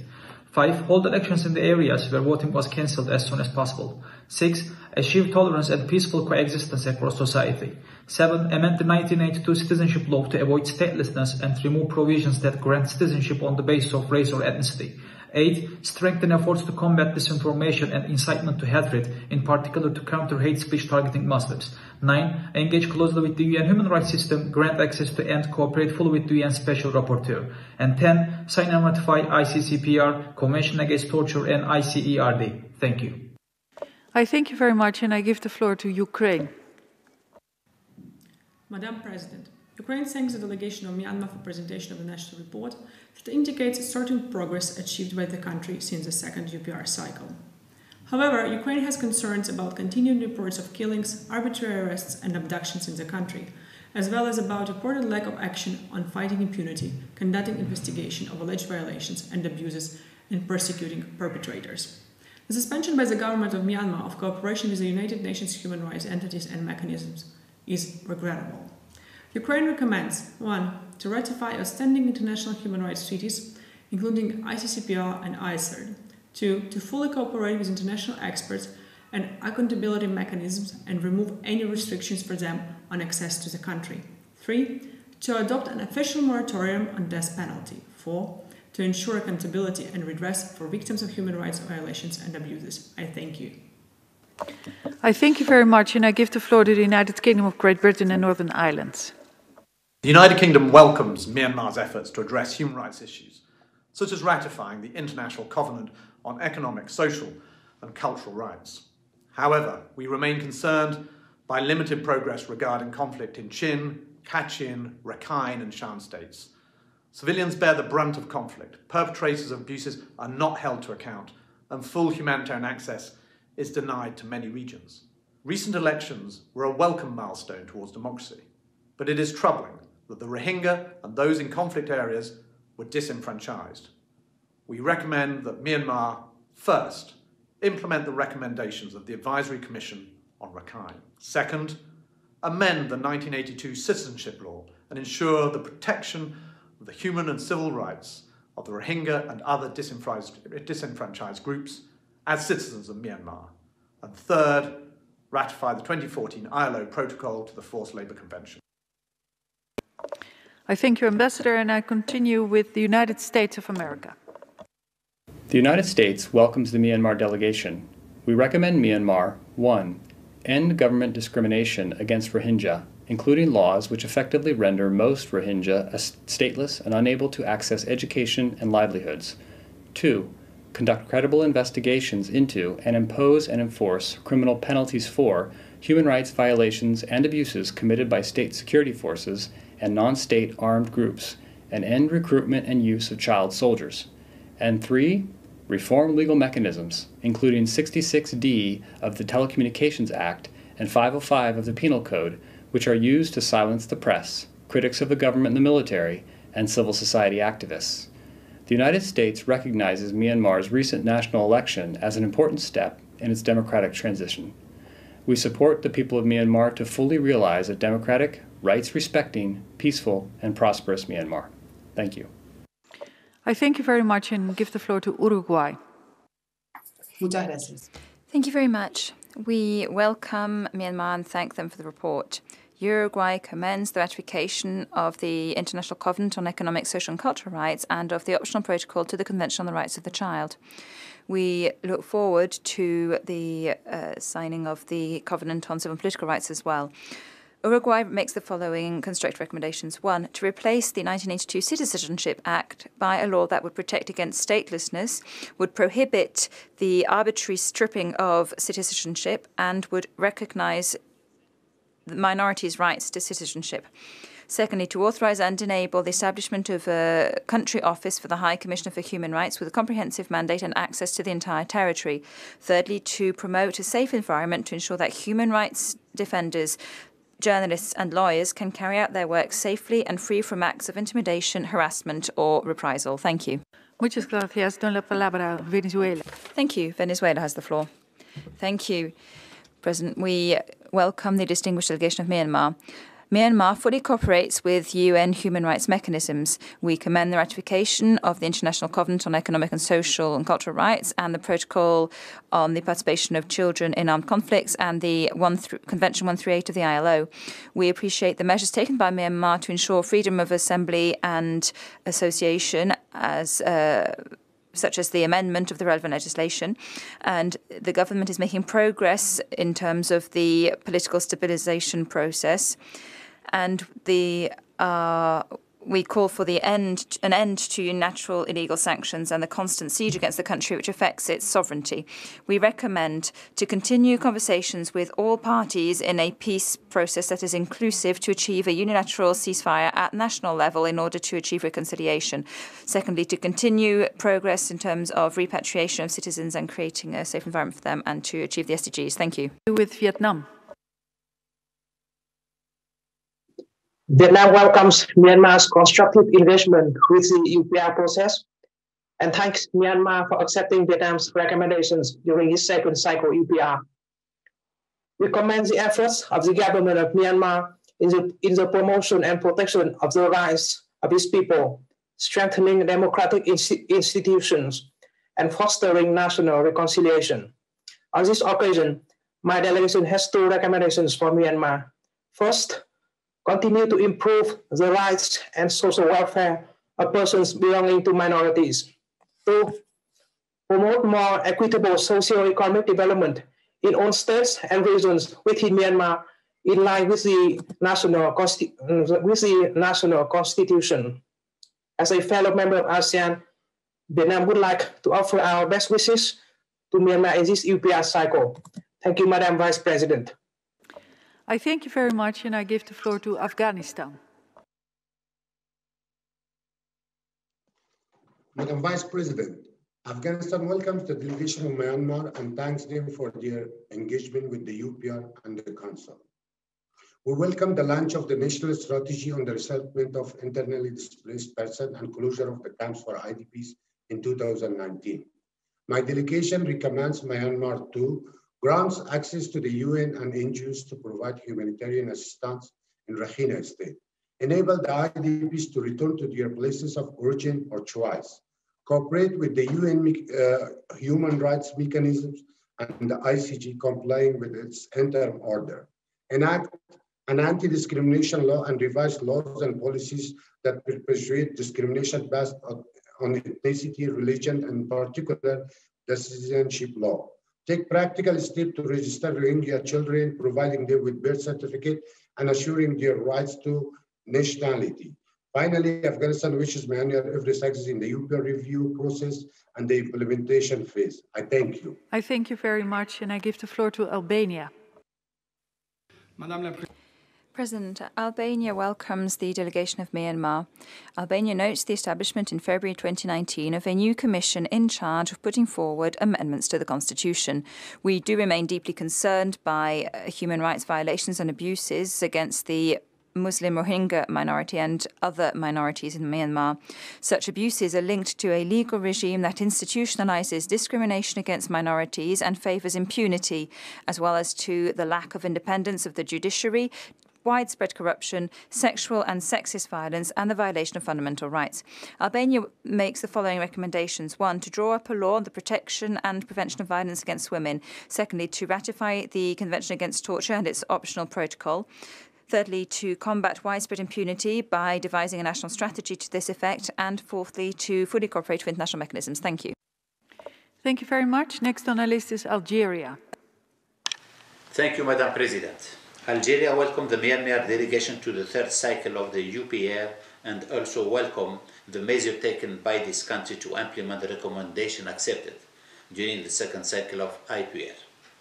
Algeria would like to make the following recommendation. First, consider the option of ratifying the International Covenant on Civil and Political Rights and the Convention of Elimination of all forms of racism and discrimination. Secondly, consider introducing at least 1 year of free and compulsory preliminary education and ensure at the last 9 years of free and compulsory education. Third, continue to promote the right of education, including ensuring equal access to education for vulnerable groups. Thank you, Madam Chair. Thank you very much, and we'll continue with Angola. Madame la Présidente. Madam President, Angola welcomes Myanmar's participation in this third cycle of the UPR. We thank them for the presentation of the national report.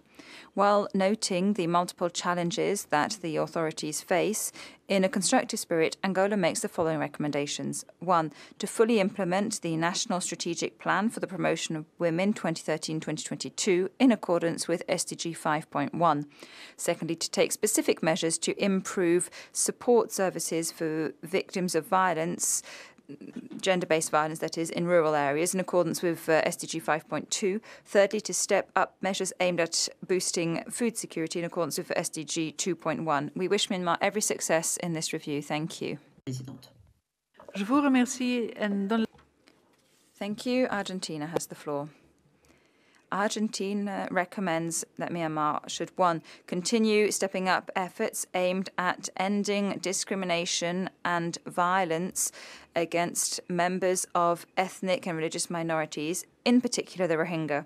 Secondly, to make progress in the fight against impunity for serious human rights violations, ensuring that crimes are investigated and perpetrators punished in the framework of the full respect for fundamental rights and freedoms of the entire population. Thirdly, to continue the possibility of signing and ratifying the International Convention on the Protection of All Persons Against Enforced Disappearances. Fourthly, to take all necessary measures to step up the protection and promotion of human rights and the dignity of elderly citizens, especially given the current situation of extreme vulnerability that they are in because of the COVID-19 pandemic. Thank you very much. Gracias. Next on my list is Australia. Thank you, Madam Vice President. Australia congratulates Myanmar on its recent elections and calls for further concrete action to respond to the human rights situation in Myanmar. Australia recommends that Myanmar, 1, ensure accountability and end impunity for human rights violations and serious international crimes through robust and transparent processes and provide full cooperation and unrestricted access to UN human rights mechanisms. 2, create conditions conducive to safe, voluntary, dignified and sustainable returns of Rohingya and other displaced persons. 3, release those imprisoned for exercising their rights to freedom of expression and assembly and ensure these rights are protected in law and realised equitably. 4, take action to protect the rights of women and girls, LGBTI people and persons with disabilities, including through legislative reform for adequate protections from discrimination, violence, including all forms of sexual violence, and decriminalise same-sex sexual conduct. 5, formalise a moratorium. I thank you very much. Sorry, and we will continue with Austria. Madam Vice President, Austria welcomes the delegation of Myanmar and thanks them for the report and presentation. Austria is deeply concerned that despite its commitments during the previous review in 2015, Myanmar did not achieve substantial progress in the promotion and protection of human rights over the past years. We therefore recommend to repeal and amend the 1982 citizenship law in accordance with international human rights standards, with the view to eliminating requirements for citizenship that discriminate on the basis of race, religion, ethnicity, or any other status, to ensure that all legislative measures to combat hate speech comply with international human rights norms, to cooperate effectively with the UN human rights mechanisms, including the Special Rapporteur on the situation of human rights in Myanmar and the IIMM, and grant them unhindered access to the country, to ratify ICCPR, CAT, ICERT, ICPPED, and the Rome Statute of the ICC. Thank you very much. Thank you, Ambassador. We'll continue with Bahrain. Madam President, the Kingdom of Bahrain welcomes the delegation of Myanmar and thanks them for their detailed presentation.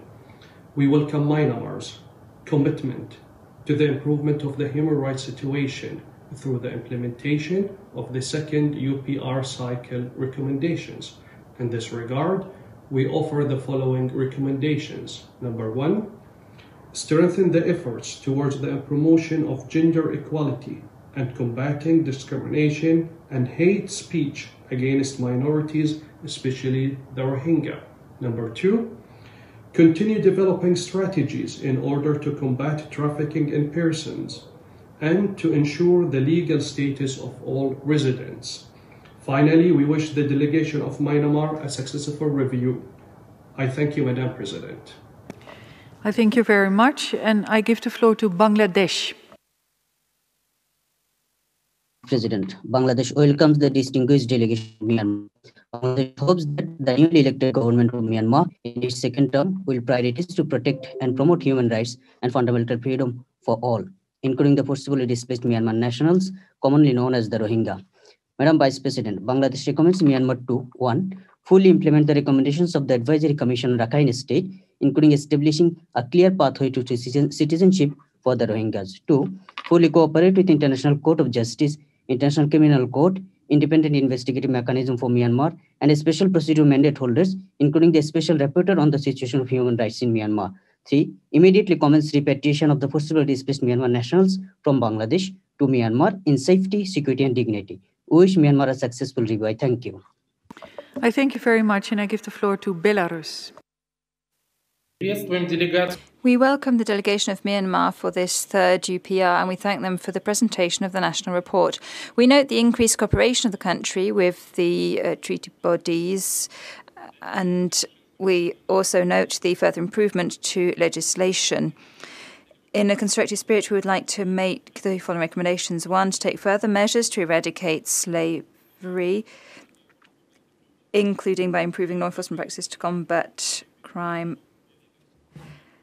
And secondly, to take steps to reduce poverty and increase the well-being of the population. And thirdly, to increase the fight against trafficking and human and abuse. We note, unfortunately, that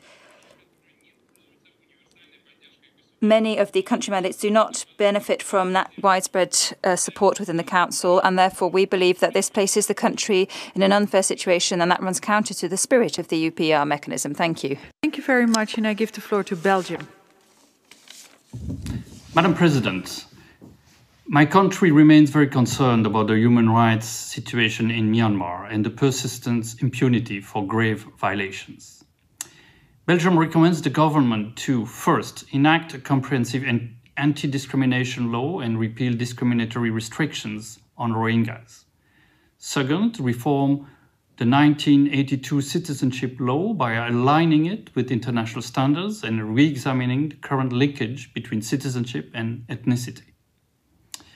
Third, repeal or substantially amend Section 66D of the 2013 law on telecommunications to bring it into line with international standards on freedom of expression. And fourth, guarantee as soon as possible the safe, voluntary, dignified and sustainable return of Rohingya refugees and internally displaced persons to their place of origin or for their own choosing. Thank you. Thank you, Ambassador. We'll continue with Bhutan. Thank you. I would like to join the other delegations in welcoming the delegation of Myanmar for the session, and would also like to welcome the many concrete steps taken by the government of Myanmar since its last review. We commend Myanmar for the numerous efforts and significant achievements in promoting and protecting human rights in the country, most notably the enactment of many important legislations such as the Child Rights Law, the Consumer Protection Law, and the Legal Aid Law, and also adoption of strategy documents such as the strategy document on development of persons with disabilities, the 5-year strategic plan for the justice sector, the national strategic plan for early childhood intervention. We recommend Myanmar to continue with these efforts in strengthening human rights in the country. We wish the delegation of Myanmar a successful review. Thank you. I thank you very much, and I give the floor to Burundi.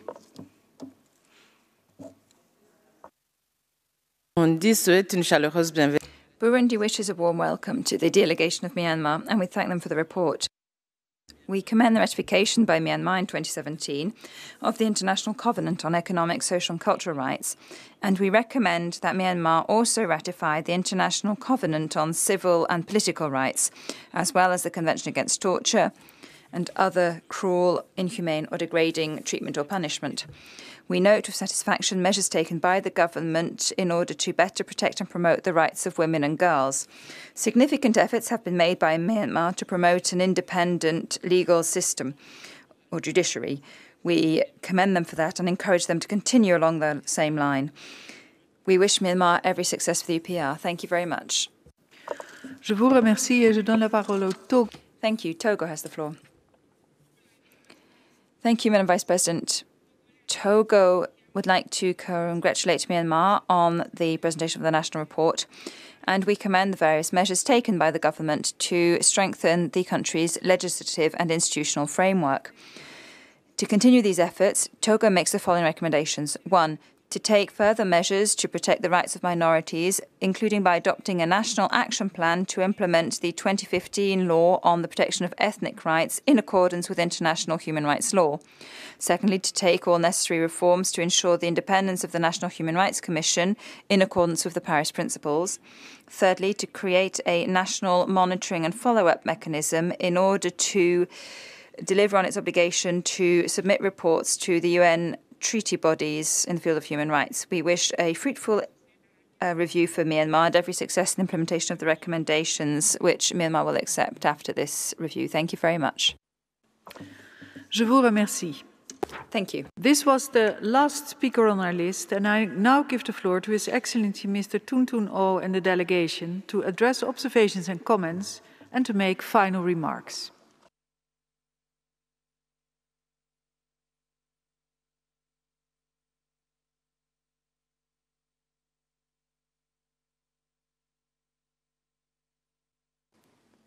May I now give the floor back to the capital.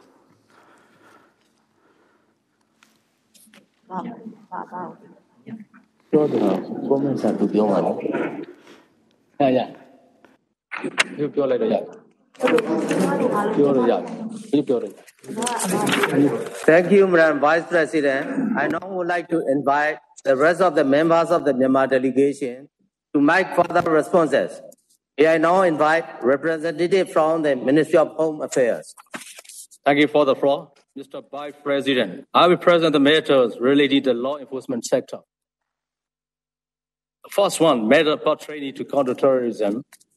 Myanmar enacted the counterterrorism law on 14 June 2014. The related rules have also been finalized. Myanmar ratified the United Nations Convention Against Transnational Organized Crime in March 2004. 16 out of 19 universal counterterrorism legal instruments were also signed. The ASEAN Convention Against Terrorism was signed in January 2007. The 12 AMNTC chaired by Myanmar adopted the work plan of the ASEAN Plan of Action to prevent the counter the rise of radicalization and violent extremism.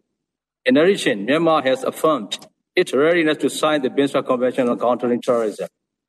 In the fight against terrorism, we are collaborating with the Interpol and CTET in accordance with the laws. As regards bilateral cooperation, MOU were signed with Soviet Russia and Republic of China. Paragraph 16 of the stakeholder report, the GS8 and the GS9. Detainee and interrogated person were given and the right to file a legal complaint in the case of torture. 14 police officers were prosecuted for torturing detainees between 2019 and 2020. The paragraph 20 GS9. Police are involved in crime prevention, criminal investigation and prosecutions against perpetrators in accordance with legal advice. Police are entitled to act only in accordance with the certain codes of conduct, such as Police Manual and Criminal Procedure Code. They have no right to interfere in the just trial and judgment. Terrorism is deeply intertwined in the case of Rakhine State. The influx of terrorists has disrupted the harmony between communities in Rakhine State and the further divided communities. Myanmar's efforts are simply a matter of preventing the act, the terrorism and propaganda. Myanmar wishes to reaffirm its unwavering commitment to combat terrorism in all its forms of manifestation and cooperation with international and regional institutions, while denouncing any form of political, diplomatic, moral, or material support for terrorism and extremism. Secondly, the matter of training and anti-trafficking. Combating trafficking persons was adopted as a national cause since 1995. Myanmar is a signatory to UN Convention as well as TMP Protocol and ACTIMP. A draft way amending Myanmar's anti-trafficking person law has been finalized to be in line with international standards and current situation and existing rules. Paragraph 37 of the report GS9. According to our studies, there were only 110 and 130 cases of trafficking persons annually. During the period from 2015 to 2020, the details are delineated in the TIP report. Paragraph 40 of the report, special measures have been taken to prevent displaced persons in IDP camps from being subjected to human trafficking and people smuggling. In 2020, awareness raising programs on human trafficking were conducted in IDP camps 54 times in Kachin State and 73 times in Rakhine State. Thirdly, political prisoners. Myanmar Parliament replaced the 1950 Emergency Prohibition Act, which instituted political offence on 4 October 2016. The law on protection from the danger of those who want to disrupt the state on 26 May 2016. Paragraph 19 highlights of AAPP. There are 42 prisons, 5 detention centers, and 48 detention facilities for the prisoners in Myanmar. Therefore, the ratio of inmates to the quantity and the speed of the prison is found in line with the United Nations minimum standards of the treatment of the prisoners. Awareness raising campaigns on UDHR were provided for prison staff and prisoners on a monthly basis. Representatives from the ICRC and UNHCR visited Myanmar prison 402 times from 1999 to 2005, and 222 times from 2011 to 2020. In addition, the UN Special Rapporteurs on the Human Rights have conducted 19 times visits to the prison. The Department of Prison in 2018 constructed 54 treatment plugs, water plants, and places and worships, including temples and monthly meditation camps. Special arrangements are also in place for those who wish to pursue higher the university education. As released in 2012, Myanmar National Human Rights Commission, MNHRC, carried out 3 inspections to prison, police custodies, and detention centers. From 2015 to 2018, the commission inspected prison for 68 times. The prison camps 55 times. From 2019 to 2020, inspections were conducted 48 times. In 2020, there were 82 cases related to prison management and torture of the prisoner, and action have been taken against 221 prison staff. A bill amending the prison law in line with the international standards has been finalized. The last one, accountability. The government has clearly stated that it will not condone human rights violations. Special rules, orders, and disciplines, including rules of engagement, ROE cut, have been issued among military personnel and are being overseen by supervisory officers at all levels to ensure that they respect and do not violate human rights. Legal action has been taken against perpetrators if allegations are supported by sufficient evidence. There is also military justice system under the Constitution. Legal action is taken against any criminal, either soldier or officers, by the military justice system. The Office of the Just Advocate General of the Military has completed investigation on 2 incidents, Indian and Gudabian, which are on the list of 30 incidents identified by the ICOE report. In the case of Indian, 4 military officers and 3 other ranks were sentenced to 10-year hard labor. Action has also taken against perpetrators in the case of Gudabian. The third court martial concerning a large human rights violation in Chupien and Maunu villages is now under process. Likewise, complaints from conflict-affected areas, including Shan, Kachin, and Kachin states, are being addressed. The military also continue to investigate the remaining cases mentioned in the report of ICOE. Such significant steps taken by the military indicate Myanmar's willingness to ensuring accountability for the most serious allegation. We have also been reserving the matters contrary to the recruitment of Chinese soldiers since 2012 in collaboration with UNCTFMR. To date, 1,007 Syrians who were mistakenly recruited have been systematically handed over to their parents or guardians. 106 responsible officers and 361 other ranks were effectively prosecuted under military justice system. Myanmar military has been actively participating in the implementation on the National Plan of Action on prevention that respond to conflict-related sexual violence. Anyone the military found committed any crime regarding sexual violence or rape will be sentenced up to 20 years. I thank you. Now I'd like to take the floor to the Minister of Social Welfare. Sir, Madam Vice President, I am Dr. Sasai, Director General from Ministry of Social Welfare Relief and Research. My presentation covers closure of IDP camps, gender equality and women's rights, child rights, and rights of the person with disability. We cannot achieve a lasting solution without safety, economic development, and social cohesion, especially in the areas where deep-rooted and long-standing conflicts between communities exist. Our government is fully committed to striving for lasting peace, stability, and development in Rakhine State. Closure of IDP camps is among the top priorities in the government. There are many barriers in closing down the camp. But to find a new location acceptable to all communities is really challenging. Despite those challenges, we have shown positive results in this area. A national camp closure strategy was launched, aiming at providing a framework for closing IDP camps, rehabilitation, and finding solutions to end their displacement. 11 state-level committees and 10-level subcommittees have been formed under the National Committee, National Level Steering Committee. Authorities continue focus on holding the public consultation with IDP dwellers and host community for choosing selected areas favorable for resettlement. Guideline for the development or action plan to implement a national strategy has also developed and practiced in the ground. The government will provide better infrastructure by spending more allocation. The government will compensate current owners of the land where the new site is located. Therefore, it is very encouraging to see that the process for implementing the strategy is gaining momentum, although COVID-19 has posed certain limitations.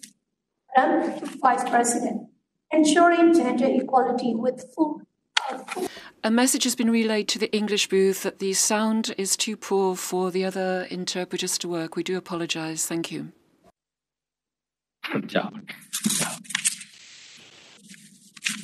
Ensuring gender equality, the full entitlement of women's rights is the one with much heartening progress in our country.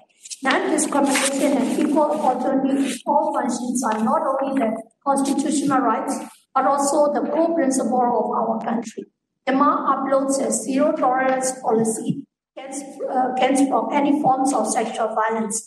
To demonstrate its commitment to addressing conflict-related sexual violence, the government signed a joint communique with the UN on prevention and response to conflict-related sexual violence in December 2018. A national committee was established and has developed an action plan to identify priority implementation areas such as the issuance of the clear directives by the military, investigation of alleged violation and prosecution of perpetrators, capacity building of law enforcement officers, the reform measures, and strengthening of service delivery for survivors.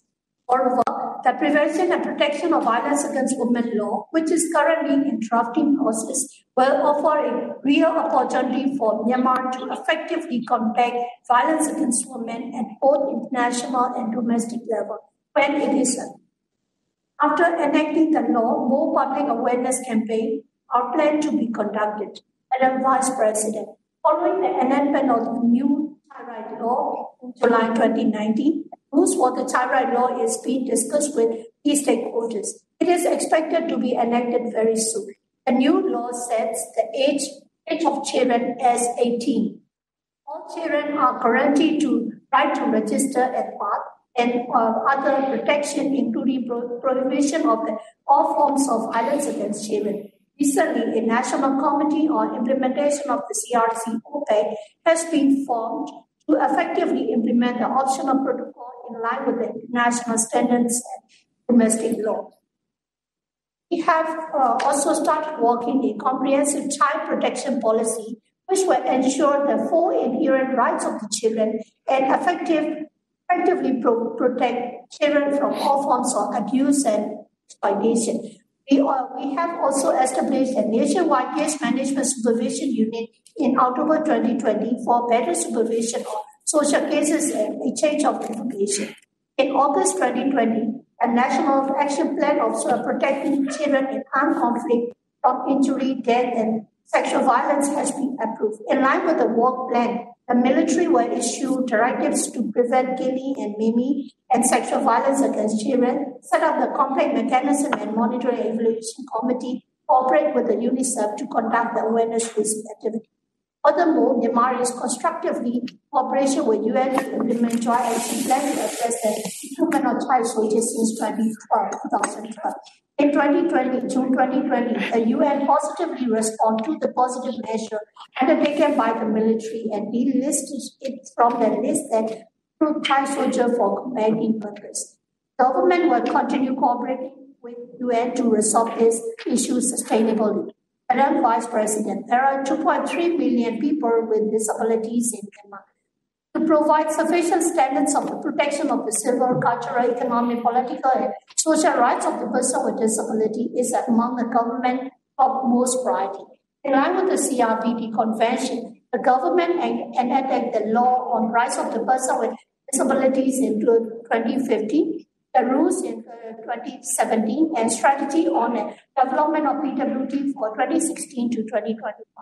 Under the guidance of the National Committee chaired by the Vice President, we have made considerable progress, such as the developing National Plan of Action and Barrier-Free Tourism Pilot Project and launching the Rehabilitation School Special Education Program and other social education schemes. Currently, we are developing National Strategic Master Plan for People with Disability 2020-2025 in line with the 2030 Agenda. Oral facilities for the person with disability are now available in some parts of our capital city to develop a barrier-free community.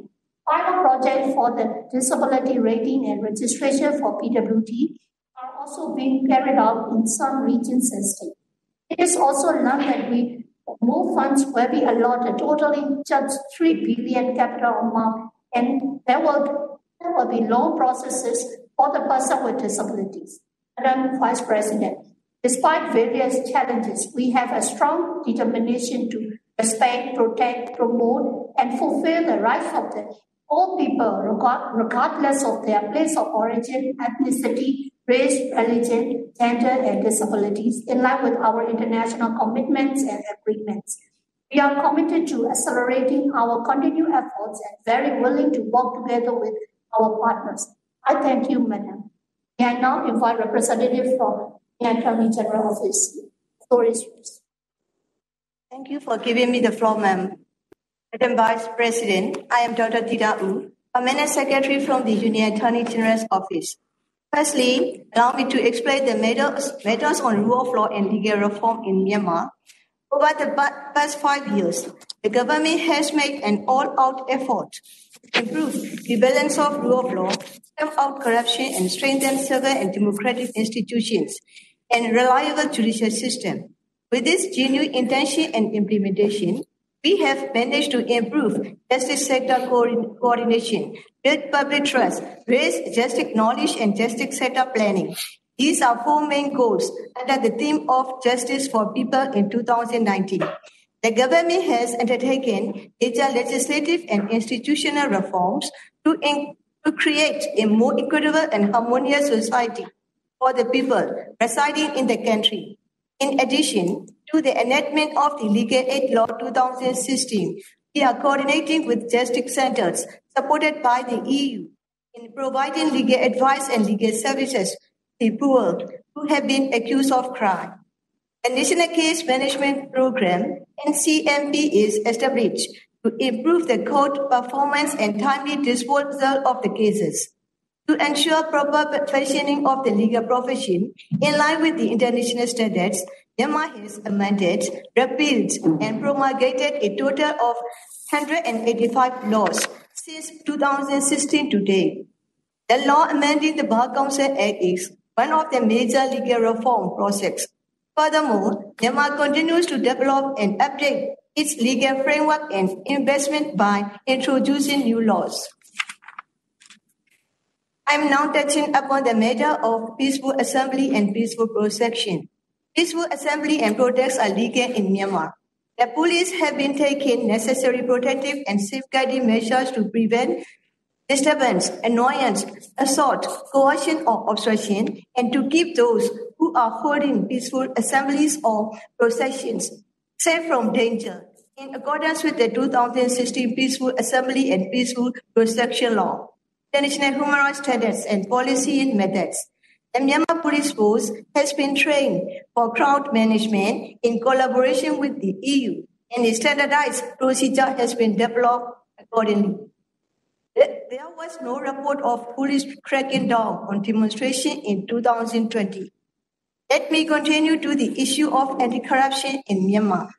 Significant progress has been achieved in anti-corruption efforts. Since 2016 to date, 196 cases, including the case of State Chief Minister and a Deputy Minister, were prosecuted. 8.9 billion kyats were returned to the state budget and 3.2 billion kyats and $4 million were confiscated. As a result, Myanmar is ranked at the top among 17 countries in Asia regarding the anti-corruption. Regarding land rights, according to the Law for Land Acquisition, Resettlement and Rehabilitation 2019, the authority issues notification in advance before land acquisition, and the landowner may submit objection for such notification. If the owner agrees to transfer, the authority will have to give compensation to the landowner. Moreover, according to the principles of the Central Committee for Scrutinizing Confiscated Farmlands and Other Lands, chaired by Vice President U. Henry Bantriu, all people residing in Myanmar have the right to land use policy, in which confiscated land is not related to being citizenship or not. In the case where one cannot show the evidence of ownership of the land she belongs, the principle is that the return of land or compensation is to be conferred upon the recommendation of neighboring landowners, witnesses, and township administrators.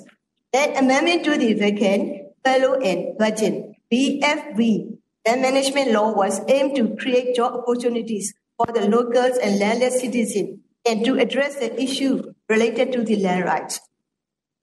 In addition, the Working Group Committee under the National Land Use Council has been working on drafting the National Land Law. Since 2016, land dispute cases of 3,291 farmers were solved. A total of 5,467 acres were retransferred to the farmers, and a total of 10 billion kyats were compensated to them. Madam Vice President, I am now explaining about accountability. We have formed the Independent Commission of Inquiry, ICOE, in July 2018 to investigate the allegations of human rights violations after the terrorist attack in Rakhine State. Based on the findings of the ICOE final report, the President's Office formed the Criminal Investigation and Prosecution Body, CIMPP, conduct investigation of allegations against perpetrators. The CIMPP has submitted its first report on 1st May 2020 and the second on 1st November 2020 to the President's Office.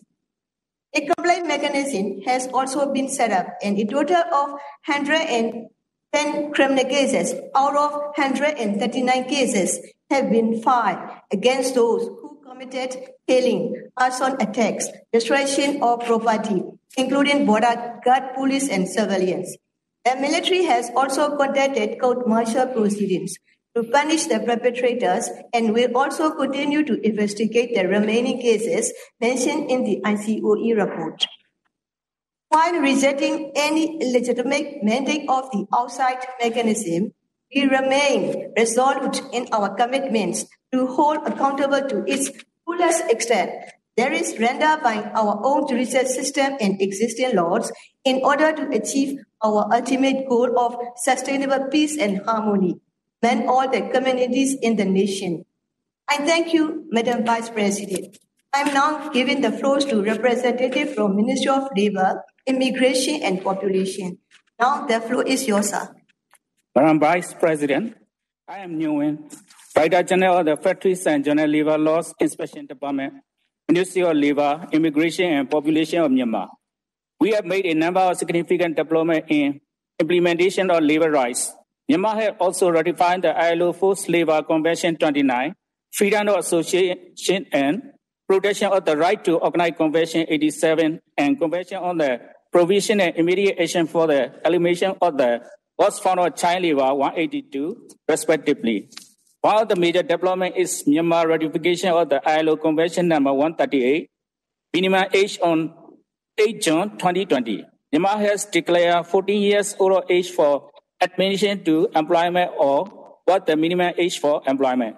To fulfill the obligations of the Minimum Age Convention and elimination of the Child Labour Convention, in National Committee on Child Labour Eradication chaired by Vice President U Min Swee has been formed through the President Office Notice number 23/2018 on 5 February 2018. The National Action Plan on the Elimination of Child Labour 2019-2023 was adopted in 2019.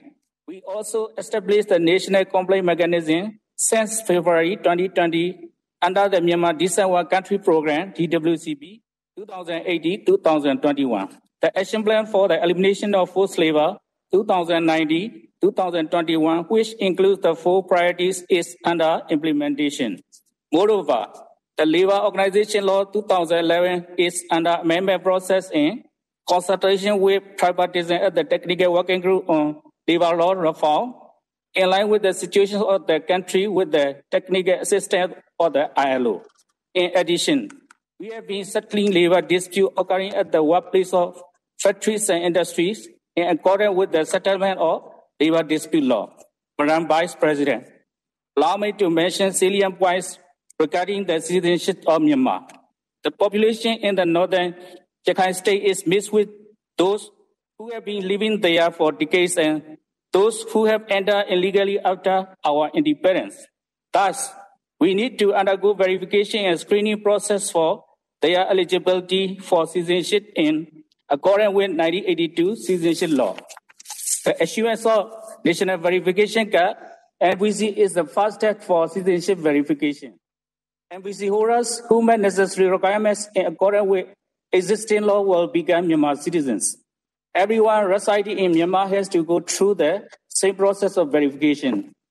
NVCs are thus issued not only to members of the Muslim community in Rakhine State, but also to all people throughout the country who do not have any valid document so that they can join the process of citizenship scrutiny. Having NVC card is an evidence of being a resident of Myanmar. Regardless of any status, people can enjoy their basic rights of education, healthcare, and other social services. The government has been systematically issuing NVC cards to those eligible without discrimination of their ethnicity or religious belief based on their resident status within the country. From 1st May 2016 to 11 April 2020, 22,378 persons have been issued NVC in Rakhine State, wherein 310 persons are granted citizenship and 2,740 persons as naturalized citizens. Among all states and regions, Rakhine is recorded as the second state in which the highest numbers of NVC cards has been issued until 11 May 2020. There is a significant process made in issuance of birth certificates and citizenship cards to the applicants. Myanmar authorities concerned are now speeding up the process of citizenship application. We have been implementing the recommendations of the report of the Advisory Commission on Rakhine State chaired by Kofi Annan, at the fullest extent possible in line with situation on the ground, bring long-term peace, harmony, and development to the people of Rakhine. I thank you. Now I would like to invite Mr. Mien Tu, Permanent Representative of Myanmar. The floor is yours.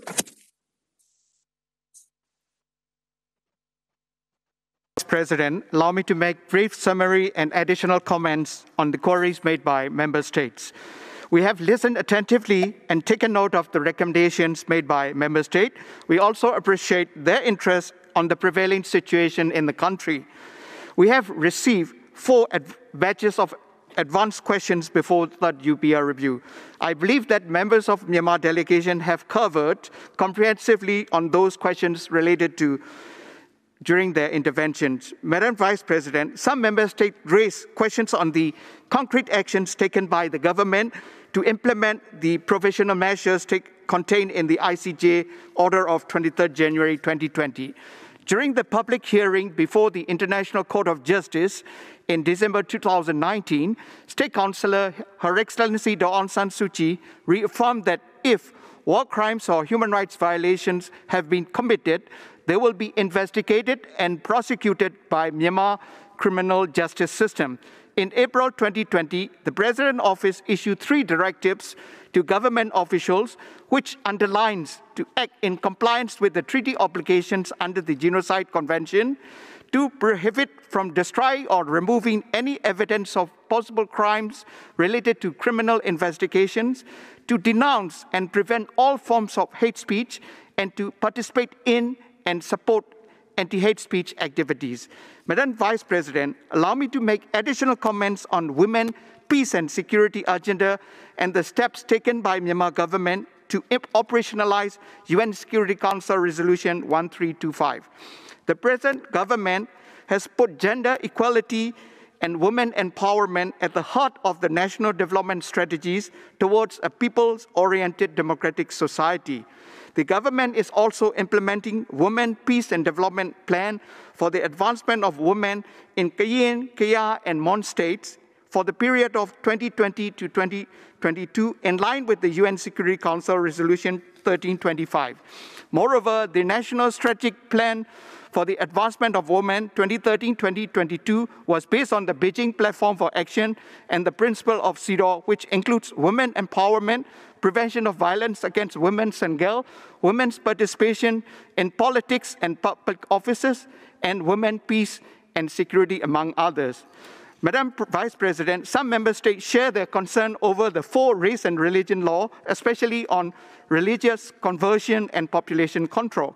Myanmar adopted the 4 laws on prohibition of extramarital affairs, religious conversion, interfaith marriage, and population control for the protection and promotion of rights of women in 2015. These laws do not prohibit the interfaith marriage. Instead, it ensures Myanmar women a legal marriage with different faith without being forced to convert their religion after marriage. Moreover, the purpose of population control health law was aimed to address poverty and food insufficiency and provide awareness on reproductive health care and infant mortality, especially in remote areas where women are not aware of reproductive health and birth control. Madam Vice President, allow me to make a short intervention related to protection and prevention of violence against women. The judicial authorities have been filing lawsuits against perpetrators of sexual and gender-based violence against women and girls under relevant sections of the Penal Code. Anti-trafficking person law also includes provision for women's mental and physical insecurity, outrage of women modesty, and protection of sexual violence against women. In order to create more conducive environment for legal protection of women and girls, the Prevention and Protection of Violence Against Women Bill has already been submitted for parliamentary review process. Madam Vice President, in concluding, I wish to express our appreciation and sincere thanks to the UPR Working Group, members of the TRIOCA and member states, and the Secretariat for their support in making a successful UPR review on Myanmar. We reiterate our commitment to work closely with the UPR mechanism, which we believe is the best suited mechanism for promotion and protection of human rights. We will accordingly respond to the recommendations made by the member state as in previous UPR review. I thank you. May I now invite His Excellency U Thong Thong U, leader of Myanmar delegation, to make his closing remarks. It will be a pre-recorded video statement. I thank you. Madam President, distinguished guests, ladies and gentlemen, over the review process, we have made comprehensive deliberations on various issues that drew the attention of the member states. We wish to express our appreciation to member states which render support of Myanmar with constructive and objective recommendations during this session. We would also like to thank the President, Council member, the Working Group, and the Secretariat for their valuable contributions and support to our third cycle review process, including the submissions of our third national report. Madam President, enforcement of human rights in the country often faces complex and sensitive challenges. As a multi-ethnic society, Myanmar recognizes the importance of pluralism and diversity in delivering human rights throughout the nation. We respect cultural diversity and well-established traditions as a means to fostering social cohesion between different communities. In view of that, the government is creating a favorable environment in which people live in harmony and diversity as the essence of our society. Acknowledging diversity as a driving force for development, we have taken a number of positive measures and uphold the principle of equality and non-discrimination. We are also incorporating core elements of human rights into national policies based on the underlying principles of non-discrimination, inclusiveness, and accountability. In recent years, we have made significant progress in freedom of speech, freedom of the press, mobile phone penetration, internet access, and robust social media. Madam President, we have been striving to address the challenges of human rights with a holistic and comprehensive approach. We strike a balance between rights and responsibilities and between security and freedom. The Myanmar National Human Rights Commission, MNHRC, was reconstituted in early 2020 in conformity with the Paris Principle. The MNHRC is working in cooperation with relevant union ministers, states, and regional governments to promote and protect human rights according to its operational plan. We will also continue working with local and international organizations and the CSOs for the emergence of a harmonious society that respects and abides by the principles of human rights. We attach importance to the UPR process and recognize the need to effective implementations of the accepted recommendations of the UPR. We still face complex and difficult challenges to improve our situation. Scarce resources, lack of capacity, among others, limit our efforts to fulfill our obligations. Nevertheless, we are determined to meet our commitments in a step-by-step manner by enhancing our national capacity to resolve the serious allegations of human rights violations. We thank the support and understanding extended and expressed by our partners and friendly countries. We will continue to fulfill our commitment to promoting and protecting human rights for everyone. Despite the considerable progress that has been made, there is room for improvement. We believe the UPR process will contribute to our efforts in addressing human rights challenges in Myanmar which are necessary for building a democratic federal union. We wish to seek continued understanding and constructive engagement of the international community more than ever. I thank you.